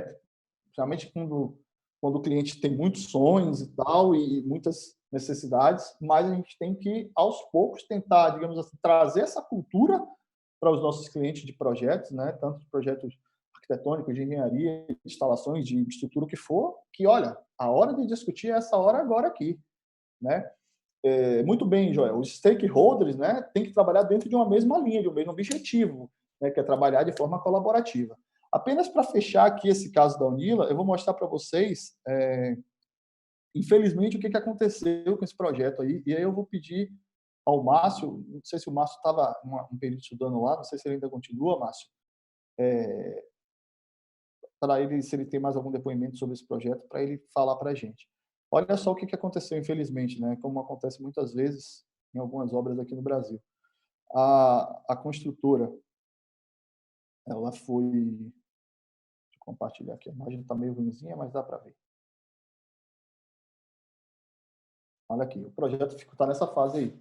Desde quando eu moro em Foz, o projeto está nessa fase aqui. Eu tenho mais ou menos 6 anos morando aqui em Foz do Iguaçu, né? Então, o projeto, a conjuntura caiu no problema lá da Lava Jato e tal, a obra parou, recurso acabou, se gasta muito recurso para se manter a estrutura que já está ali, né? Com recuperação de patologias, etc., para se construir, se vir a construir. E aí a gente tem uma problemática grande aqui dentro. Por quê? Porque essa edificação, ela está, quem conhece Foz do Iguaçu, ela está sendo construída dentro de um terreno da Itaipu, né? Então é dentro da barreira ali, muito próximo da usina da Itaipu. E esse aqui é um terreno, apesar de ficar no lado do Brasil, é uma área de segurança binacional, né? Então tem essa problemática, né? A própria Itaipu não quer ter um esqueleto desse aqui, ó, de uma estrutura dessa aqui dentro de um terreno que é um espaço de visitação, né, um espaço conhecido, né? Então eles estão tomando alguns caminhos. Eu li algumas coisas aqui no jornal local que uma das possibilidades de andamento dessa obra seria Itaipu doar, né, fazer uma troca, digamos assim, doar algumas instalações que estão fora do terreno dela para se tornar a universidade, e esse local aí se tornar um centro administrativo da Itaipu, esse projeto do Niemeyer. Me correu aqui agora uma questão, a gente falou da função da universidade, né? E olha outro agravante, universidade pública. Uma das funções, dos objetivos da universidade pública é acesso total da comunidade, total e restrito. Toda universidade pública tem que ter acesso da comunidade. E essa universidade, ela estava sendo construída dentro de uma área de segurança nacional, e ninguém consegue entrar na barreira ali da Itaipu para adentrar o terreno da Itaipu sem ser credenciado, né? Sem ser convidado, sem passar na barreira, ter um crachá e tal, uma identificação. Então, isso aí faria uma limitação, não sei como é que eles iriam conduzir isso, mas iria gerar uma limitação do acesso da comunidade a essa universidade. Os alunos, professores e tal, iriam ter acesso, mas outras pessoas da comunidade, para frequentarem bibliotecas, laboratórios, peças de teatro, apresentações, ia ficar limitado daí, né? Então, são coisas que quando a gente vai pensar em projeto integrado e tal, projeto de alto desempenho, são várias nuances, gente, para se pensar, né? Até esse ponto daí tem que ser discutido, tem que ser analisado, certo?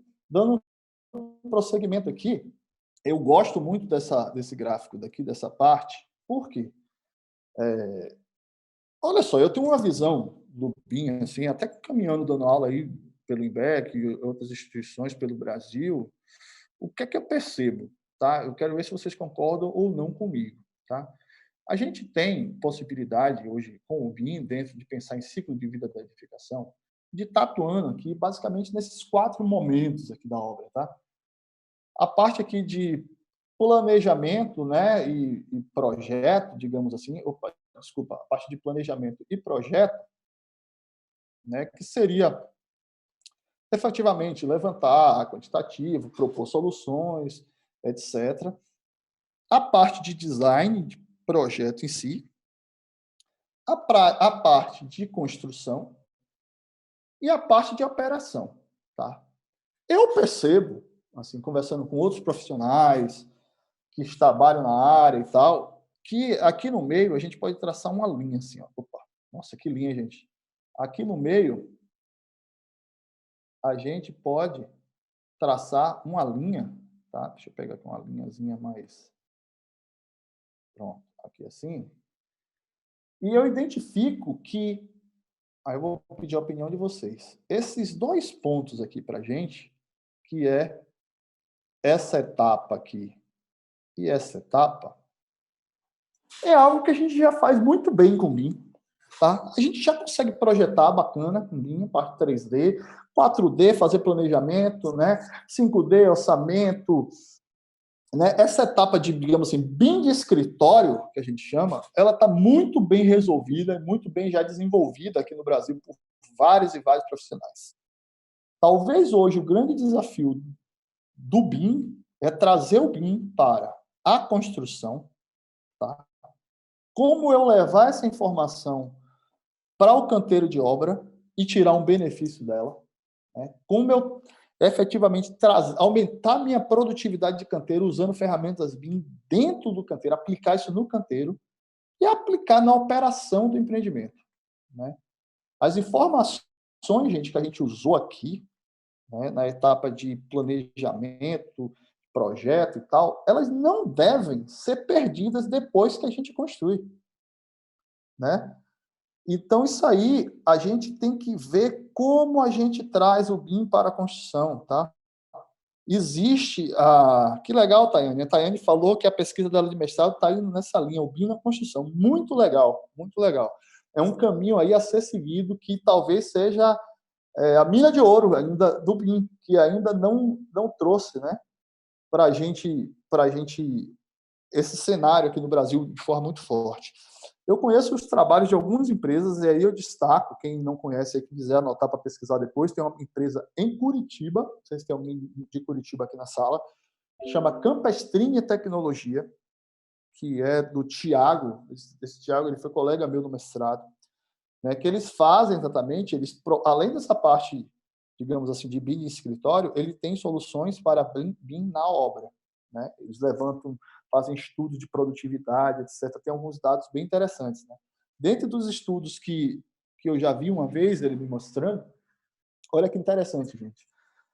Existe um estudo que eles mensuraram que, vamos supor que a gente vai fazer uma determinada instalação hidráulica, né? Uma determinada instalação hidráulica, deixa eu desenhar aqui na folha de papel, que seja algo, sei lá, uma tubulação, que seja algo mais complexo, tá? Para o cara ver. Então, o cara vai receber uma folha de papel com um desenho lá e com as peçazinhas para ele instalar. Se isso aí ele fez o estudo e conseguiu comprovar a produtividade. Se além dessa planta aqui, desse papel que a gente já entrega para a pessoa, para o mestre, lá para o pedreiro que vai fazer, além disso daqui, ele receber um tablet, ou alguém chegar com um tablet lá e mostrar para ele em 3D a imagem disso aqui, como é que vai ficar essa tubulação depois de instalado, ele poder girar, observar de outros pontos e tal, porque nós somos muito visuais, né? A produtividade aumenta, né? Nós somos visuais. Então, quanto mais formas de visualização diferentes a gente trouxer para o canteiro, para quem está executando o nosso projeto, a gente aumenta a produtividade dele e faz com que ele, não só aumentar a produtividade, mas faz com que ele aumente essa produtividade com mais qualidade. Olha que legal, né? Então, esse é um desafio da obra, né? E aí existem inúmeras aplicações, né? É bacana que eu já vi que tem algumas pessoas já pesquisando nessa área, mas eu sugiro também que vocês usem. O Gustavo falou do Algin, uma plataforma fantástica, né? Você chegar, por exemplo, com o Algin, você pode pegar o projeto estrutural e jogar ele em realidade aumentada dentro do canteiro. Eu acho que tem um videozinho dessa aplicação, eu vou procurar aqui e, principalmente, eu mostro para vocês daqui a pouco. A gente consegue ver a estrutura sendo colocada dentro do terreno, exatamente onde ela vai ficar, né? O Joel que falou, o Lucas, né, o Bicalho, nossa, o Lucas é excelente, trabalha muito com isso, né? Trazer o BIM para o canteiro. A gente tem que deixar um pouco a virtualização agora, né? A parte de virtualização a gente já resolveu, pessoal. A gente tem que trazer agora essa tecnologia para aumentar a nossa produtividade do canteiro. Por quê? Porque o que a gente faz, gente, é obra física. A gente não faz obra virtual. Ninguém vai morar na obra virtual. Então, não adianta a gente botar para ferver, digamos assim, na obra virtual, a gente sabe todas as nuances, simulações, etc., projeto bem compatibilizado, na hora da execução a gente fazer tudo com as práticas tradicionais, né? Então, estudar um pouco sobre Lean Construction, né? Sobre técnicas de evitar perda, de reduzir tempo, melhoria contínua, etc., várias ferramentas, e aí eu vi que algumas pessoas citaram professor Suca, né? O próprio Bicalho, pessoas que já trabalham com esse cenário daí, da BIM na construção, para efetivamente fazer o BIM girar em todo o ciclo de vida, né? Essa parte de operação e manutenção, isso aqui a gente já tem no Brasil o setor que a gente chama de Facilities Manager, que é o setor de gerenciamento de facilities, principalmente para grandes empreendimentos, para hospitais, hotéis, algumas redes de hotéis já tem, que exatamente são gestores que fazem o controle ali dos facilities, que a gente chama, né? Gestão de energia, de água, de manutenção, né? Dos empreendimentos. Isso aí a gente já tem no mercado, né? Já existem softwares para se fazer isso, né? Contudo, o que está se fazendo agora? Já está se fazendo uma mescla desses softwares, desse conceito que já tem de mercado, com as informações que saem do BIM do projeto, né? E vai se encaixar e se fazer uma engrenagem bacana. Então, assim, uma informação hoje que eu estou colocando no meu projeto, ela pode vir a servir daqui a 15, 20 anos para facilitar alguém que está operando o meu empreendimento, uma reforma que ele venha a fazer, por exemplo. Então, isso aqui se faz já, né? Não se faz muito com o BIM, mas o BIM está se incorporando. Mas essa questão aqui do BIM na construção é algo que se faz muito pouco e é onde a gente tem que explorar, né? Deixa eu ver o seguinte... A Tayane, né, que falou que está pesquisando sobre isso. Você quer dar algum depoimento, Tayane, sobre isso daí que você está pesquisando? O que é que você acha? Que realmente falta levar o BIM para o canteiro de obra? Como é que você vê isso? Deixa eu habilitar ela aqui para ela dar, já que ela está fazendo a dissertação, ela aproveita e compartilhar com a gente. Está liberada se quiser falar alguma coisa. Tá, é que tem várias formas. Eu estava conversando, né, com o Shir, que é meu orientador. O Shir é seu orientador? Aham. Ele foi meu orientador, que legal. Aham. Ali naquele modelo, deixa ela lá, de repente pega o próprio manual da bomba, escaneia ele em PDF, se ele não tiver em PDF ainda, e coloca lá junto. Então, essa informação ela vai estar ali presente para todo o ciclo de vida do empreendimento. Então, em um momento lá na frente, olha, a bomba aqui deu problema e tal. Pô, como é que é? Quem é que instala? Como é que foi feita a instalação? A informação está ali. Então, facilita todo o processo, sabe? A gente tem que... E para a gente conseguir enxergar isso, a gente tem que quebrar as amarras de não pensar que a gente pode inserir informações como a gente quiser, qualquer uma, né? Simular conforto, simular ciclo de vida, incêndio, visualização 3D, tudo isso daqui a gente tem possibilidade. Então, a gente tem que quebrar essas amarras daí. O estudo que a gente vai fazer hoje, à tarde, né, a gente vai começar hoje à tarde, a gente vai fazer muito isso. A gente vai pegar um parâmetro que ele não existe em nenhum software de modelagem. Então, a gente vai criar um parâmetro, né, e a gente vai buscar que dado eu preciso para alimentar esse parâmetro daí, para ele fazer uma análise para mim. Eu gosto de dar, gente, um exemplo de um estudo que eu vi uma vez. Não sei se está nesse meu computador, mas se não tiver, eu vou buscar no outro computador que eu fico em casa e eu trago amanhã para vocês. Olha que interessante. Vou pegar um quadro aqui que fica fácil para explicar. Eu vi uma vez um estudo de uma arquiteta. Olha que legal. Imagina um prédio, imagina que isso aqui é um prédio, tá? E esse prédio aqui, o projeto dele está sendo construído e ele aqui é todo espelhado, tá? Aqui a fachada dele é tudo espelhada, de vidro e tal. Como é hoje, quem trabalha aí, ou quem já teve a oportunidade de trabalhar com a parte de orçamentação, tá? Independente de BIM ou não, né? Como é que hoje eu compraria, por exemplo, os vidros? Qual é o meu processo hoje de compra dos vidros para essa fachada, né? Que informação eu preciso e como é que eu faço esse processo acontecer? Alguém saberia aí? Pode escrever aí que eu vou lendo aqui, passando para os colegas. Mas, basicamente, seria uma coisa assim. Eu pego o descritivo desse vidro, né? Metragem, espessura, cor, né? Se está descrito algo sobre taxa de transmitância térmica, etc.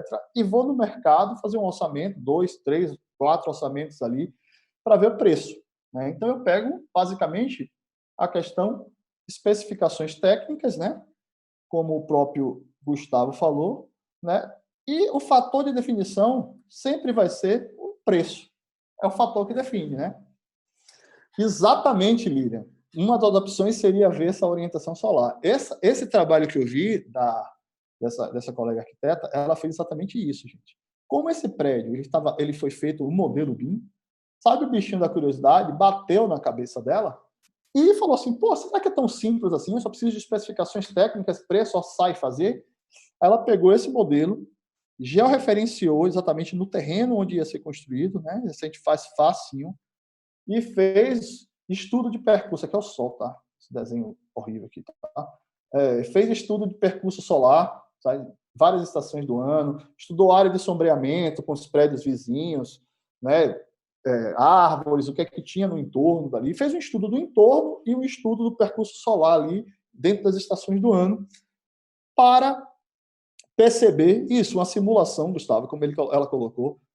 E a constatação dela é algo que a gente já sabe, mas a gente falta o software ou algo para dizer para a gente, olha, a gente já sabe contextualmente, né, mas a gente precisa colocar isso monetariamente para ser viável.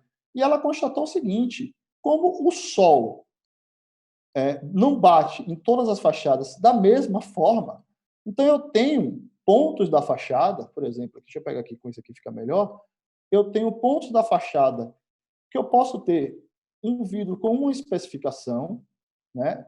E eu tenho pontos da fachada que eu posso ter vidros com outra especificação, tá? Sendo cores iguais, não esse carnaval que está aqui no desenho que eu estou fazendo, sendo cores iguais, a especificação pode ser diferente. E a especificação sendo diferente, a espessura, por exemplo, sendo diferente, etc., fatalmente o preço é diferente. E o preço pode vir a menor. Esse que é a grande questão. Porque na maioria dos casos, na grande maioria dos casos, a gente subutiliza o equipamento. Né? O equipamento, no caso ali, fachada, né, que a gente está pensando. A gente subutiliza, a gente compra uma fachada muito desnecessária para uma situação que uma outra fachada mais barata, com uma especificação um pouco diferente, daria conta. Né? E ela fazendo esse estudo daqui, depois que ela pegou essas zonas, digamos assim, esses quadradinhos ali com especificações diferentes, começou a cotar, né, e trazer esse orçamento por pedacinhos diferentes de fachada, reduziu, eu lembro até hoje, porque ficou um número que ficou na minha cabeça, reduziu em 27% o preço do custo do vidro, se ela comprasse todos os vidros iguais. Né? Agora, comprando vidro com especificações diferentes, mesmo algumas sendo um pouquinho mais caros e outros mais baratos, no fringir dos ovos ali, você vai ter uma redução na sua compra, né? E aí é o interessante, fez esse estudo tudo com o BIM, com o uso do BIM, né? Porque o modelo já estava lá disponível. Só que aí vem a parte ruim desse processo. Alguém saberia me dizer quanto a empresa que essa menina trabalha pagou para ela fazer esse estudo? Quem pode dizer aí no chat? Quanto você acha que esse profissional ganhou? Nada além do salário. Muito bom, Fernando. Exatamente. Nada além do salário. O BIM, gente, porque a gente que trabalha muito, é exatamente isso. A gente faz a descoberta, tá? A gente tem uma ideia, vou tentar fazer esse simular. Agora, vou mudar a minha pergunta. Se essa funcionária, essa profissional aí agora, com base nesse estudo que ela fez, que é um case validado, tá? Ela parte para o mercado e começa a oferecer esse serviço como um serviço de consultoria para outros empreendimentos, né? Então, assim, ela teve valor ou não na descoberta dela, um valor profissional ou não na descoberta dela. É um novo mercado que se abre, né?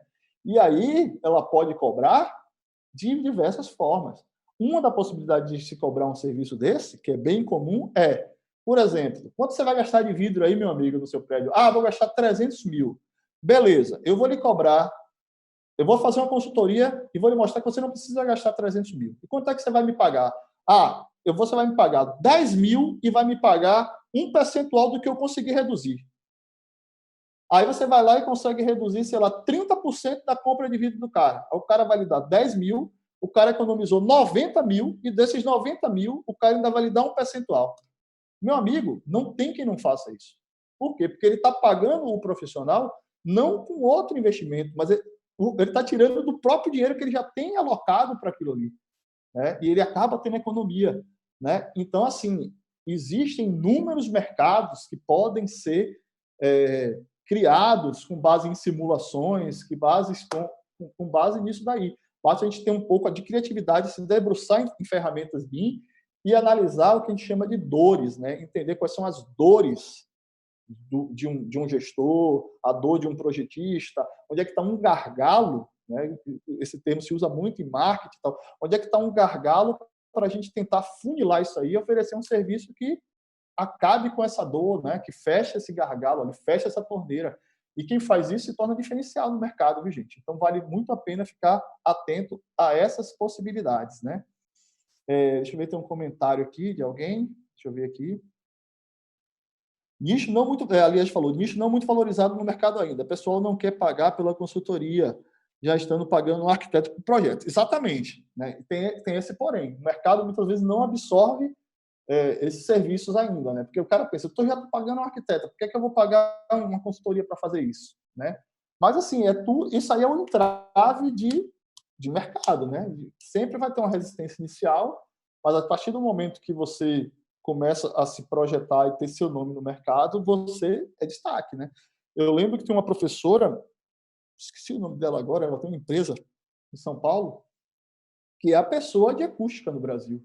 Não sei se vocês conhecem aqui também a parte lumínica. Tem uma professora que chama Neide Senzi, que é uma das figuras mais renomadas da questão luminotécnica no Brasil. Assim. Então, todo mundo busca trabalhos dela. Na área de manutenção hospitalar, a gente tem um professor chamado Fumio Araki, um japonês lá no interior de São Paulo, que também é referência na área. Toda vez que alguém vai fazer algo mais pesado, assim, de manutenção hospitalar, sempre ele é referência.